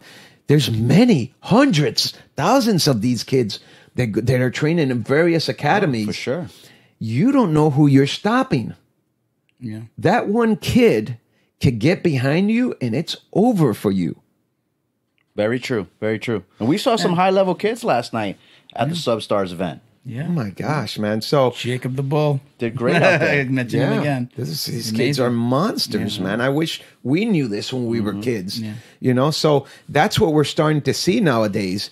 Law enforcement is slowly, but they're still behind. Yeah. And they will always be behind. So it's up to the officer.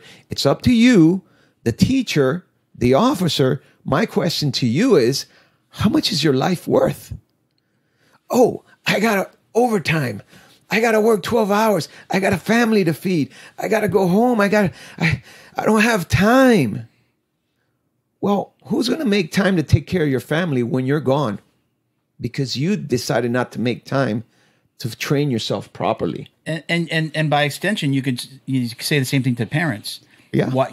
If you had a pool in your backyard, you teach your children how to swim. Of course. Right. You're sending them out there into a jungle every day. Let's face it, these schools, are that, especially down here in South Florida, a little crazy. I hear, I have a 16-year-old, she's about to turn 16 in the high school over here. I won't mention the high school, but, I'm always hearing about the fights.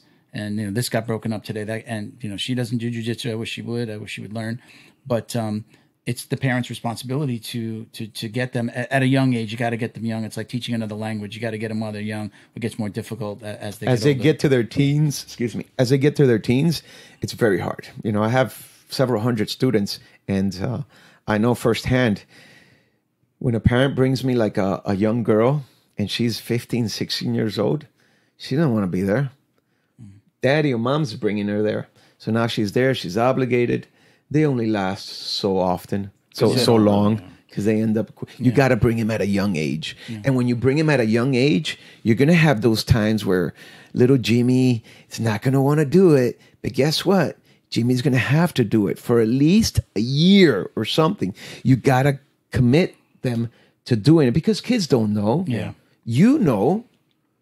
a jiu-jitsu education is just as important as an education you receive in school.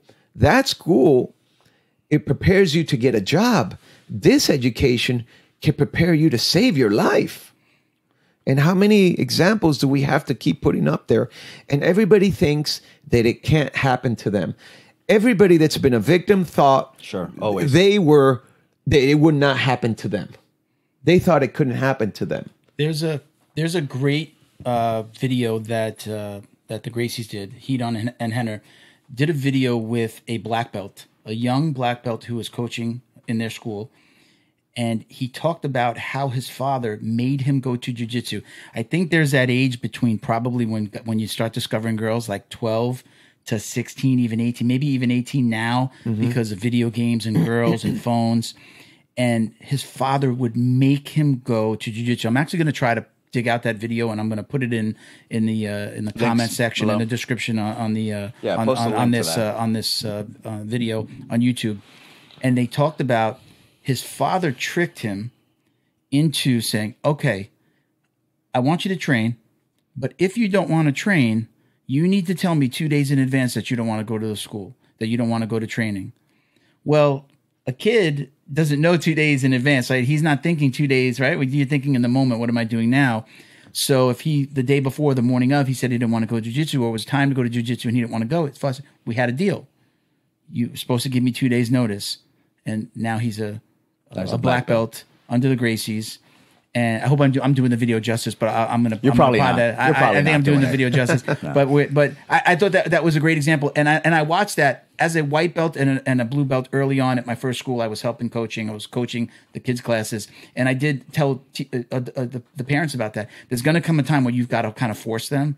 I wish my parents made me stay in karate when I was a kid and play football and soccer and all the things that I quit. You know, and I now, you know, there wasn't. We did talk about this on the last episode. That there wasn't a lot of like discussion of mindset. I'm 40. I'm going to be 47. When I was in my teens and I was playing sports, if you wanted to quit, my parents let me quit. It's up to you. You don't want to go. You don't want to go. I really wish there was they had pushed me more. And I don't put it on them. But if somebody would have pushed me and made me go, I would, you know, be a different person, a different athlete. I would, you know, I did gymnastics, karate, football, soccer. Were you a male cheerleader? Were you a male cheerleader? No, I was not. But I did a lot of sports, and I didn't, you know, I always quit, and then I found girls, and I wanted to work, and I fell into that trap. Freddie, do you have a Trillo Academy, Miami Gardens, right? Yes. You guys have a kids program there? Yes. What do you start? Where do you start? What age? Recommended age for kids?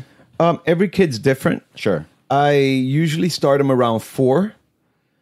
I've had, with very few exceptions, 3-year-olds. Okay. And then I've had some 4-year-olds that weren't ready. We've all had 5 or 6-year-olds that were like, oh my, they're not ready. Concentrate. But I would say the biggest obstacle is the parent. And it goes back to what you said. If the parent is lazy in their way of thinking, oh, Jimmy doesn't want to do it anymore. He wants to do tennis now. So we're going to put him in tennis. And then he'll do tennis. Sorry, I go into my skits. We lost all of our tennis playing fan. And then I go, Mom and Dad, if you allow little Jimmy to make decisions, you're setting him up for failure. He is not finishing anything that you start. Yeah. Give him a timeline. Jimmy, you want to do tennis? Not a problem. We'll put you in tennis. But you're going to give me 6 months, or whatever the time frame it is. You're going to give me 6 months of this. Are you sure you want to do this? Yes, I'll do it. He's committed. Lock him in. Yeah. And stay true to your word. And that there is a lesson in teaching them how to finish everything that they start. Get that on video. Take the iPhone out and say we have an agreement. It's just ridiculous, man. It drives me insane. Some of these talking about my parents letting me letting me quit stuff. Just want to give a shout out to my dad. His birthday's tomorrow. He'll be 75. Happy birthday! He doesn't know by the time he sees this, we'll have had the party. Birthday. There's a surprise birthday party tonight for his 75th birthday. Nice. Shout out to my pops, who was in law enforcement for over 20 years. He was an NYPD cop at actually New York City Transit Police Department before they merged. And now it's just NYPD for those of you who don't know, but he retired from the Transit Police Department. Hey, not to mention, let's give a belated birthday. Wait, hold on. Let me say, always super proud to this day to mention that my dad was a cop. If I can work that into a conversation, I'm always so proud of him. Yeah. Should be. He worked, he was part of, when he retired, they had something called the Brooklyn Queens Task Force. It had also been known as the Decoy Squad. If anybody's ever seen Money Train with J-Lo, and who's the? I'll go watch it just for that. Man, J-Lo, Woody Harrelson. They were in that movie where it was like a cop would, plainclothes officer would pretend that he was drunk. Maybe they'd have fake jewelry. He used to bring me fake jewelry all the time, and then somebody would rob them. They'd record it, and they'd be traveling on the trains. They would just stay on the trains, go to different stations. Fun, right? Yeah, it was. Yeah, Jiu-Jitsu. When he became a sergeant and joined that squad.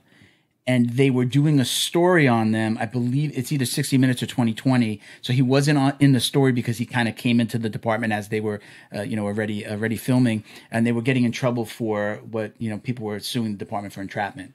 So they went from the decoy squad, they called it the decoy squad, and they renamed it the Brooklyn Queens Task Force, and they never stopped it. They got in trouble. They were supposed to stop it. They never stopped. So they would travel from Brooklyn and Queens, and they'd be in a van, go to different stations, go down to the subway. And so always super proud of my dad. And it's one of the reasons why we started a foundation, the Jiu Jitsu Dummies Foundation, where we're raising money to pay for 1 full year of Jiu Jitsu training for a veteran, a first responder, so police, fire, medics, EMS, right? And children in need. So we're working on that now. We started a GoFundMe. We've been raising some money. It's doing pretty well. So that's out there. That's in the comment section. The link is in the comment section. We'll have it on screen as well. We had some guys do a video for that, right? Yeah. Junior and I did a good GoFundMe video, which Bo cut together. So that's out there, guys. So please support. So again, I wanted to give my dad that shout out. I'm going to go through a little bit of housekeeping, but we're not done, Freddie. So wait. Go shout ahead. outs, man. Belated birthday. Belated birthday. Freddie Trillo, Freddie, man. I'm sorry, man. Freddie, what are you that's talking right. about? It was your birthday yesterday, right? You spent the day with Freddie at Substars watching some fights. I mean, we had a good time. Thank you for joining us. 48 looked this good, Freddie. Yeah. 35. No, I'm just kidding. So happy belated birthday. I'm up there, but listen, I feel good, man. I no shame. I'm 52, and I feel good.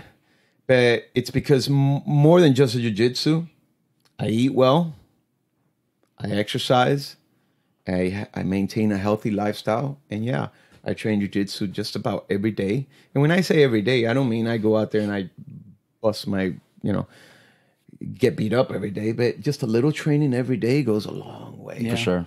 Even if it's just a light roll, even with a white belt. How do you feel about your students watching videos? We talk about this a lot. I'm curious. What videos? Jiu-jitsu videos online, going to look for moves themselves. Awesome. Right, good? Yes, absolutely. And you put out a bunch of videos. What's your YouTube channel? Trillo Jiu-Jitsu Academy. I have a lot of videos. But, man, these videos that they're putting out there, BJJ Fanatics is putting out some, in my opinion, the absolute best instructionals on whatever you want. I mean, that Henzo Gracie crew they've all got videos. As a matter of fact, they're not just them, others. No, I know they go across the board. They get the best of the best in very Marcelo specific just techniques. came out with one. I saw that today. I saw him. That's amazing, bro. And let me tell you something, guys. These guys aren't just people think there's secret jiu-jitsu. No. What they're putting on these videos, and this is a shout out to, I guess, to BJJ Fanatics or whatever. But what they're putting out there is what they're actually doing. Yeah. Last night when we saw Gordon Ryan, and not only did I see it in Gordon's, I saw it in Ethan's, Nick Rod, Natalia, little Nikki Ryan. I saw them all doing stuff that they teach, all of them. And I think it was you or the guy that was sitting next to me. Talking about their forgot the guy's name that was sitting next to me. Ricardo. I was looking at because I study these videos like nonstop. It's all I do all day. I watch these videos and I was telling him, okay, you see what he's doing now? Now he's going to do this. Now he's going to do that. Now, and it's like one step. Everything I saw in those videos, they were doing. And I think you made the comment, and maybe we made it as a group. I believe you made the comment how effortless it looked because they drill it, because it's second nature to them. That it was kind of and again I think you said something along the lines like it's a trap there. He set it up. It's a trap system. Yeah, they're doing exactly what they're supposed to do. You're you're fighting it, and you're falling right into every one of the little traps. It's combinations, and I'm not on the inside of that crew. I'm just Freddy Trillo here in Miami, Florida, but I can see it, and I studied it enough to know. We've been doing jiu-jitsu for many years, and I can see it coming. I can see the pattern. I see that they have a combination of steps to follow-ups for everything. They do this. You do this. They do this. You do this. They do this. And so you're always steps behind. Yeah, one or two. They're always ahead of you. One of the, again, made this comment last night. I'll say it here. One of the best Joe Rogan podcasts is the breakdown of the fight between Gordon Ryan and Roberto Cyborg by Danaher. By Danaher. Watch that. If you dig that out, you can just, there's cuts of that video where he just analyzes that tape, and he's going, stop, rewind, look at where his foot is, look what he's doing. I mean, it's exactly that. They show you how it's just a trap, and you fall into it every time. Every one of those guys fell into those traps last night, man. Yeah, it was a good show. That was a good show. We're going to talk about that a little bit more. Let me get just some housekeeping out of the way, but we got some more questions for you. We do a little round, a speed round of questions. So let's just get some housekeeping out of the way. Some of our stuff here. We talk a lot about the stuff that we're giving away, the artwork that we've given away. This is going to go out this week to James Fisher. Diane, that's one of our. This is Diane. Yes, Diane. Diane Portwood. She's Beautiful. an artist. She trains with Drew, who's the director of operations for Substars. He introduced her to us. She came on the show. She donated this for our Patreon podcast patron program, which you can go to patreon.com/JiuJitsu Dummies to join. You could support us with as little as $5 a month, and you're entered to win really cool stuff like this, the gis, care packages, all the stuff that you see on the table is all stuff that goes into the hands of our listeners and our podcast patrons. But the patrons are entered to win at least $100 worth of gear, what you see here, or a gift card to the JiuJitsuDummies.shop, JiuJitsuDummies.shop, which you can also find on JiuJitsuDummies.com. Just hit the shop tab. So every single month we're giving away swag. This month we gave away 5 tickets to Substars. Thank you to Alex and Drew for letting us give that away.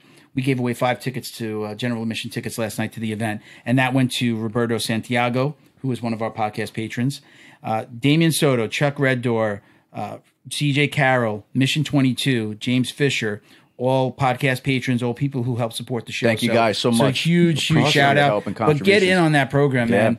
I'm telling you, I mean, for $5 to pretend, every one of those guys has won something well over $100.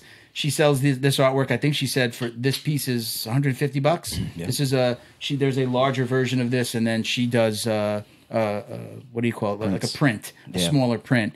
Again, and you will give away all the swag that you see up here from Flow Kimonos as well. But get on patreon.com and just search us out.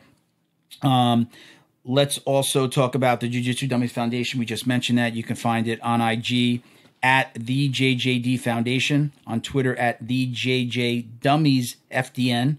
Gets all confusing with all these crazy names. The GoFundMe's in the description here. And hopefully we'll be giving away our first scholarship in the next couple of months. We've raised a little bit of money there, and it's going to go to a good cause. Okay. Shout out to Fightback CBD. Code JJD, 15% off at fightbackcbd.com. They got some new products out there. Go to their website, check them out. Yes, very, very cool. He has like a bigger bottle, a larger dosage of actual CBD. So go check that out. Again, podcast store, JiuJitsuDummies.shop. Get 10% off with Dummies Pod 14 with code Dummies Pod 14. And shout out to PowerXCore _LLC on Instagram. Thank you for the care package. We're going to continue to give this stuff away that you see on the table. We've got the triple threat, and we've got the Power Shield. I use the Power Shield after training. Spray it on my hands, my arms, my face. Start glistening. Yes. Oh, shiny. Start glistening. They take video of me. We put on slow-mo on the internet. When I'm hey, show them those kimono grips, man. We're testing these things out. Big shout out to... I reached out to the guy at Kimono Grips. Forgive me, I don't remember his name, but we spoke through Instagram. This is a really cool setup where you can train your grips. Now it's kind of funny, and we're going to do a little test, and you and I are both going to kind of come back on and do a little review. For sure. I just got it yesterday, so I haven't even used it yet. Just got it last night. It was funny because I'm talking to him on Instagram, and he's like, "Didn't I send you one already?" And I said, "No, man. No. I just." I'd love to get one, and he hooked me up. Must think our dummies are both, we're both the same. I think he thought we were pulling a fast one because it turned out that you won one of these. I did. In one of the contests they did on Instagram, and we didn't know, we didn't discuss it. So what I'm going to ask of you is to go, check this out. I don't know if you want to check that out or see what you think. I like it. Yeah. Talked about improving grips. We're gonna both test it out, come back, we'll talk about it a little bit, maybe you take some video in the for sure. Definitely helps my NoGi grip. Yeah, right. So yeah, so we're gonna test that out, No, but it and will. we're gonna come back, Absolutely. and I promised him that Awesome. we'd give him our feedback on the show. So okay, so those are all our shout outs and our housekeeping. Freddie, do you have anybody that you want to give a shout out to? Sponsors, anybody you work with, cool student, anybody got anything going on? This is the time. Well, you know, I teach at my academy. I also teach part time at the Goat Shed. I don't know if you guys heard of that. Yes, we've seen some interesting posting from them in the very know, recent past. I don't know if we I want to know. get into that. I don't think we do. I don't want to get into that. That has Go to check do, them out. That has to do with Asim, Goat Shed, and whoever else. Okay, It nothing to do with me. We'll just say go on Instagram, and I don't know the exact handle, but search for Goat Shed and Goat just check Shed out some of the Academy, right? videos. No, he's got a good thing going on Yeah. there. He's got a good academy. Yeah. It's like a fight school. Yep. Yeah. Yep. But I go in there and I'll teach a jiu-jitsu class every Tuesday and Thursday at 12 p.m. What's that owner's name over there? Asim? Asim. You- I stopped you by. stopped by, right? Yeah, Yeah, I stopped by, but I just stopped by at a random time. I'm not sure what I was doing. I was coming back from the beach or something. I stopped, poked Yeah, my I head saw in a there. picture. Yeah, I poked my head in there. Happened to catch one of his fighters was in there. Trains at Wagner's as well, Danny. Yes. But Asim wasn't there, man. So I'll definitely stop by again and try to. It's got a lot of jump in the fighters class. there, man. Yeah. A lot of UFC guys stop by. And, But a good looking location, man. oh, man. Yeah. He's killing it. there, Nice man. mats, nice cage. Yeah. Anyone else? Anyone else you want to shout out? My instructor, Professor Tom DeBlas. You know, Very I'm cool. out here. Tom, My academy. Let's go. Let's get you on the show, Tom. My academy Set that up, Freddie. My academy is an affiliate of his. Yes. So I know that I'm also part of BJJ Surf. Those guys, they Globetrotters or something. I'm part of BJJ some Globetrotters is Globetrotters, a thing, yeah. where I'm part of that. Where if anybody's in that group, they can come train. If Nice. they're in Miami, come train. Awesome. You know, every Friday 9 a.m. I have a regular jiu-jitsu class, but it's open for any law enforcement. Anybody that's in law enforcement that wants to come in and try Okay. out the class, That's very they're cool. welcome to come try out a class with me. You know, sometimes I switch it up, man. Some days I'll do weapons defense. Some days I'll do sport jiu-jitsu. Some days I do street jiu-jitsu. I actually you mentioned that the other day that I believe when you were talking about that he teaches self-defense and Yes. protecting your firearm. Yes. I am new to the concealed carry. I again, the son of a police officer, never touched a gun until I was in my early 40s. As my first BJJ coach actually took me. I think it was the first time I ever fired a gun, and have since gotten my license.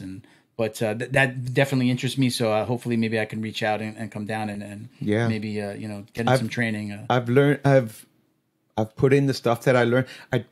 When I was at the police academy teaching, we used to the training unit there, the training site itself used to be shared with U.S. Southern Command, Southcom or something, which is Okay. in Doral. Yeah. So we had a lot of military guys coming by, and a lot of special ops guys, not just regular, but the special Yep. forces guys from different units. And I got to train, I got to take a lot of, I would walk in on their classes inside hey, can I join in with you guys? Yeah, man, join in. So I love training with the Israelis in the Krav Maga. There you go. Oh yeah. Oh my God, bro. Some serious okay, dudes not right there. every technique that they teach I like, but that's like anything. Sure. But their mindset, I was like, I like these guys.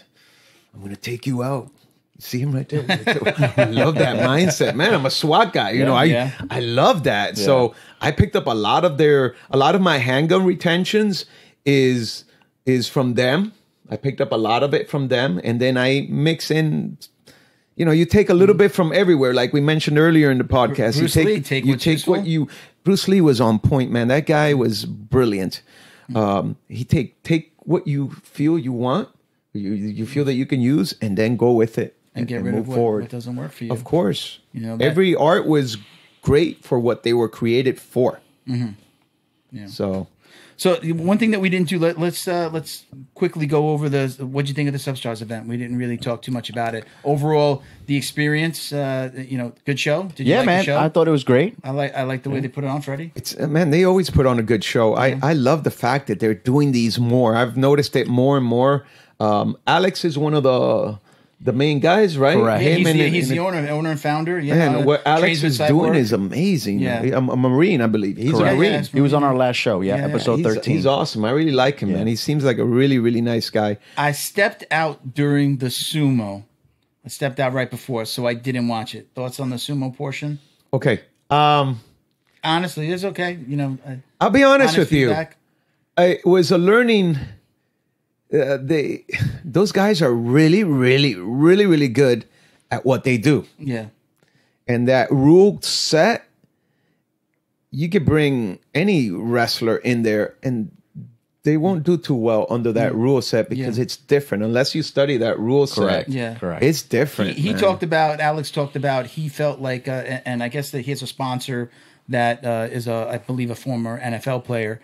He felt like that defensive tackle style, hand movement. That is true. It was a good fit for that. I don't think it worked out. They walked into this UFC, whatever. I don't think they did anything with the UFC, but with these specific fighters, and it was a good fit. I didn't see it, so I can't really comment on it.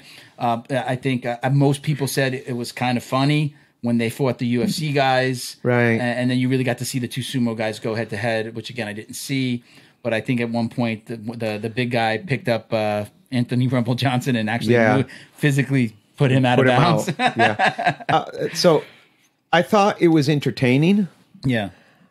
I don't think it was fair. I didn't get much out of it watching the real sumo guys against our athletes, from our sport. Yeah. I don't think that was fair, and that wasn't really entertaining to me. Yeah. I would have been more entertained in actually watching the two sumo guys do the sumo going thing. the sumo thing. Yeah. They were freaking. So maybe so your advice might be like, hey, listen, get 4 sumo guys next time. Don't make the celebrity side was good. I think the overall feedback that I got from people that were talking about it was like it was they liked it. Yeah, and it was funny. It was different, and it did accomplish, and hopefully it does continue to accomplish what Alice wanted to accomplish, which was to get a different set of eyeballs, maybe watch coming to a jiu-jitsu event, and almost for that boyfriend, girlfriend, husband, wife of the fighter, of somebody who trains jiu-jitsu. Like if I brought my wife, she might be entertained more by the sumo than watching the jiu-jitsu because she doesn't understand it. When they go to the ground, what are these guys doing? They're laying on top of each other. This isn't fun. I think a non-jiu-jitsu person has that perspective on it. My dad, huge boxing fan. He is getting into the UFC now. He's getting into MMA more and more. And he's getting into the UFC. He's getting into the UFC. He's not getting physically.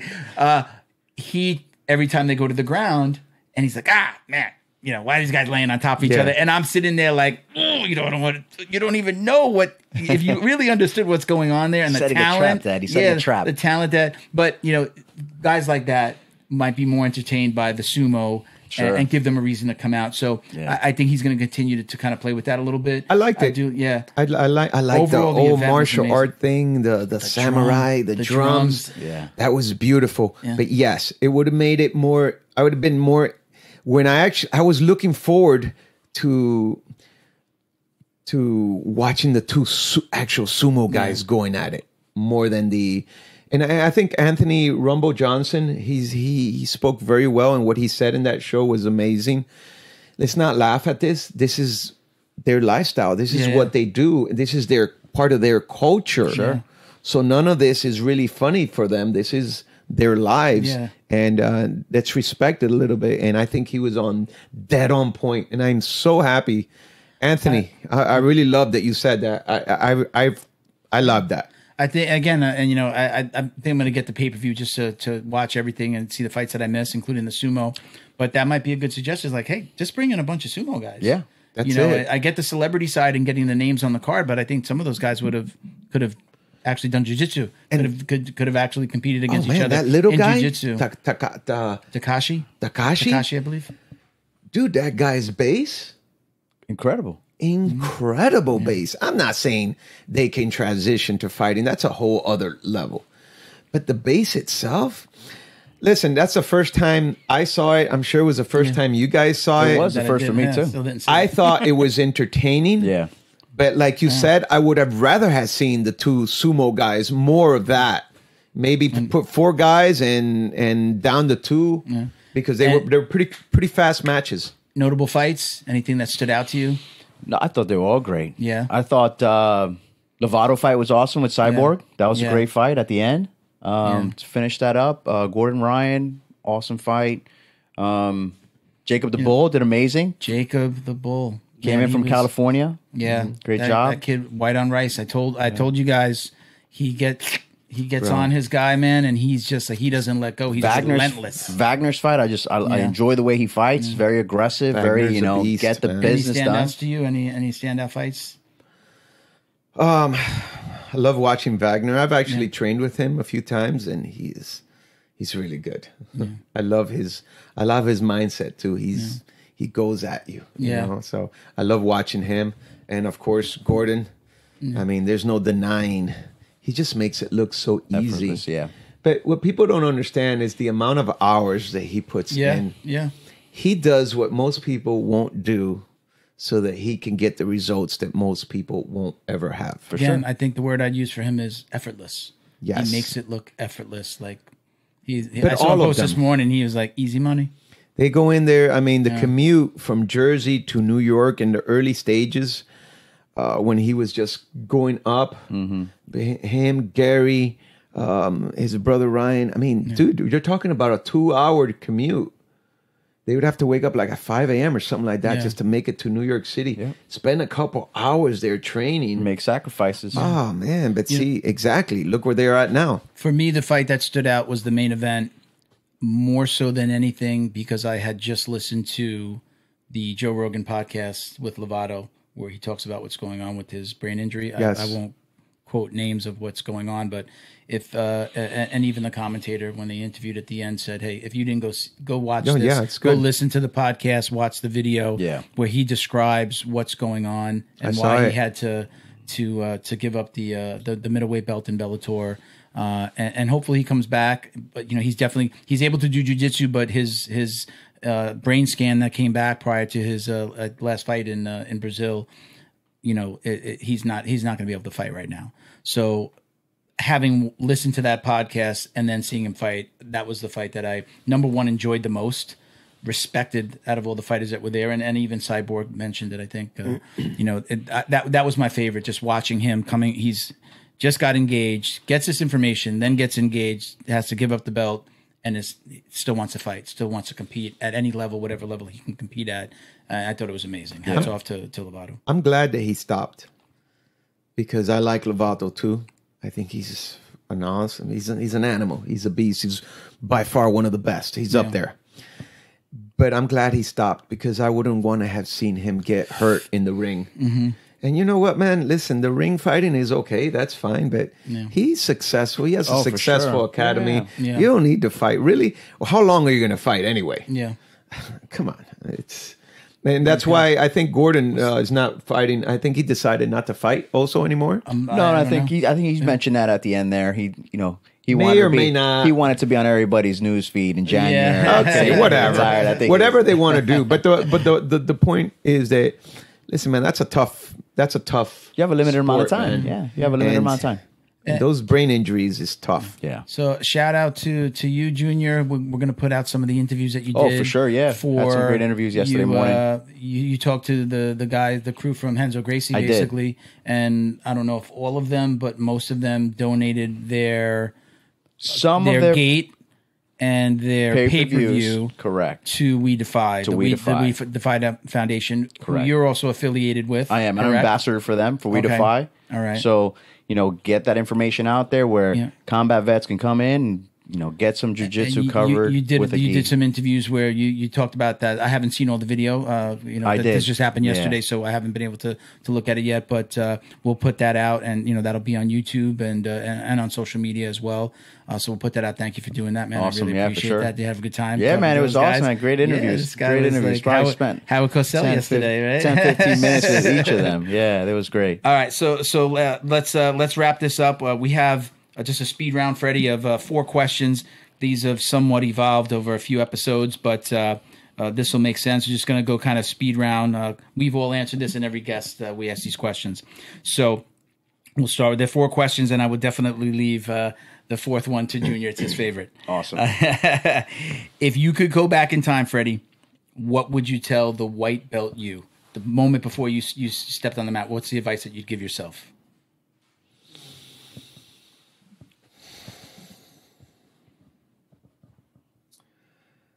That's a tough one. It's a tough question. Some people jump on it, and some people have to think about it. But because again, I'm more Fati, that stoic mindset. It is what it is. Things happen for a reason. For me, did everything good. For me, I always say, if I could go back, I would definitely tell myself to take care of my body a little bit more, so that I can, be in the sport, be doing this a lot longer. I didn't understand, the stretching and maybe even doing yoga, and just taking care of myself a little bit better. That's typically my answer. But I worked out, so I was always that. None of that was. I don't know. That's a tough one. I think I'm going to have to pass on that one because I don't think I'd change anything. No, not change, but what advice would you give yourself? We've had guys that say, we had Andres, one of our co-hosts, said, I'd tell myself to learn Portuguese. And then some people have said, hey. I've been trying to do that since I started, bro. Other people have said maybe, be patient, enjoy the journey, things like that, So, all right, we can move on to the next question. So, ultimate goal. What is your ultimate goal in jiu-jitsu? I mean, obviously you have a black belt. Some of our guests don't. We usually say, other than achieving the rank of black belt, what is your ultimate goal in jiu-jitsu? In this world, what would you like to leave behind? To be an amazing instructor and to really help out and reach out as many people as I possibly can. Awesome. Whether it's through my academy, whether it's through videos, instructionals, that's why I have my YouTube channel. I'm constantly putting videos out there. I don't even charge for that because if I can reach out one person, I had a guy fly in from Europe. He's a police officer from Scotland somewhere. Okay. He flew in just to take a class with me because he had seen a video of me. That's awesome. Online. That is awesome, bro. That things that make how that makes me feel is amazing. Yeah. I have people following me watching this. So yeah. So, you want all to right, take the here's last a question for you. What's the craziest jiu-jitsu related thing that's happened to you on the mat? What's the craziest? On or off the mat, the question actually is. Other than what happened to you, which you've explained, other than what happened, that got farting. You into jiu-jitsu. Okay. That's a good one. We were in a tournament, in a school tournament, and it just happened to be really quiet at that one moment when the guy goes, do you remember knee on belly. Oh, okay. Oh, yeah. And they just ripped out. I wanted to crawl under the guy and pull him in. I wanted to stay there for a little bit. I ended up winning that match, by the way. Nice. I beat you. I think that's happened to everybody. So, I might have done that, maybe shrimping a little too hard. Yeah. Right? Of course, man. It comes out. The last time that happened to me, I was rolling. Somebody went knee on belly, and Professor Sofia Amarante, right, and Janet, again, one of our. They were next to you. They were standing right there. They were standing. They weren't training. They were at least in standing position, and I let one rip. Right nice, there, man. nice. I was just kind of smiled and kept. Oh, actually, and the other day, I always have grappling shorts under my gi because I'm ready for the NoGi. Yeah. I forgot I wasn't wearing them that day. And I always take them off in front of everybody. And boom, I pulled them down and everybody's looking at me. And in your chonies. You're in your chonies. Did you have underwear on? yes, I had underwear on. Okay. And no thong either. Just for clarification. Yeah. So now Here's the last one. Wait, hold on. I got to do my thing. I believe that this is probably the most important question that any of our guests will ever answer, will ever answer. I just think that this is it's life-changing for some of our listeners. But go on. Do you wash your belt? No. And why? And why? Well, Because it shrinks. Yeah, okay. Let me let you know this. I don't wash my belt either. Milton is a belt washer. Because his belt is magic. And he's a proud belt washer. I'm a proud belt. I wash my belt. Okay. Proud belt washer. I don't see how that would really be a problem if you get an extra size, an extra long belt, and you know you're going to wash it, because it really only shrinks the first time you put it in the dryer. But after that, it won't shrink anymore. But there's a lot of people don't wash it because No, now you're making stuff up. Yeah, no, You're making stuff up. I didn't even say anything yet. You don't have to. People, do you wash or do you not wash your belt? Some people say they don't wash because Jacob the Bull gave the best answer of anybody about why he doesn't wash it. He says he likes that it shows the training. It's that's the original. It's like you never wash it when it fades and it breaks and it looks rips. old. It's because it's the training. You're a vet. Where other people say they don't wash it because there's mojo. Training, mojo, it's the training that's in there. Oh, that hard working. My thing is just, hey, it's dirty. I wash it because it gets dirty. Why would you want to take all that hard sweat that you've put into training and just wash it away? That hard training, the staff, the MRSA, all that, I want to wash it away. It's there. And we actually, this is not an intro. We don't ask the question because of the product. The product came after. The triple thread is a laundry additive, like a fabric softener. I actually put in like a downy ball, and I throw it in with my gi and my belt when I want. I usually pile them up for a couple days, and then I throw them all together. And that's what that triple thread is. It's a laundry additive. Nice. To kill all the germs and the bacteria. Keep washing your belt. Keep it up. That's it, Freddie. That was a couple of hours. Sorry to keep you so long. I mean, listen, I love it. Thank you, Freddie, for joining us, man. Thank you guys for having me. We appreciate you coming out, and listen, come back. Let's do this again one day. But if you ever have anything going on that you want to come and talk about, something going on in your life, in your academy, when you move the new academy, come back and talk to us. There's so much that we can still talk about this subject, about law enforcement, and just jiu-jitsu in general. So we'd love to have you back. Well, and if anybody that's watching and wants me to go teach your police department, just reach out to me, freddytrillo@gmail.com. There you go. Pretty simple. Take advantage of that, folks. Why don't you give your Instagram handles, yours and the school? Freddy Trillo. No, actually, Freddy_Trillo is my personal, and then you have Trillo Academy. Trillo. Trillo. Yes. Spell Trillo. Okay. Yes. So Freddy_Trillo and then Trillo Academy. Which is funny. I have more followers on my personal than I do on my academy. Well, that's a good thing. That's people do want to get. That's the business. I want to know. I want to meet the guy. They want to know that's what I'm doing. Hopefully, they got a good idea of who you are now, your mindset, your philosophy, what you bring to the jiu-jitsu world. We appreciate all your hard work with law enforcement, first responders, children. Thank you so much for opening your doors to me to come train. And again, like you mentioned, Fridays at 9:00 for law enforcement, stop in and get some training as well. So thank you, Freddie. Appreciate that. Thank you to Bo behind the camera. Great job yesterday, filming at the weigh-ins and at the show last night. Thank you for doing what you did yesterday. My pleasure. Putting on your Howard Cosell hat again. Thank you for coming out. You got any shout outs? Shout out to. I want to give a special shout out again to my pops. His 75th birthday tomorrow. And Jacob, awesome meeting you last night. You put on a show. I think that was the best fight in my mind. Super aggressive, just amazing. And we introduced him to another event organizer, and hopefully he's going to come back out. So yeah, for sure. So good to see you. But thank you everybody for listening.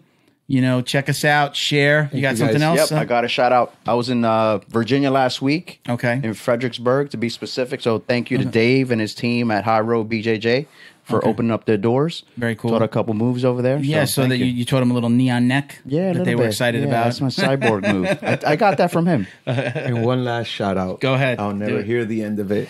Marlene, my wife. Love you. Awesome. We'll leave it there, guys. Thank you for listening, guys. Us. Peace out. We're out. See you next time. Thank you, guys. Thank you, brother. I appreciate it, man. I hope you enjoy yourself. Thank you, Freddie, guys, for having me.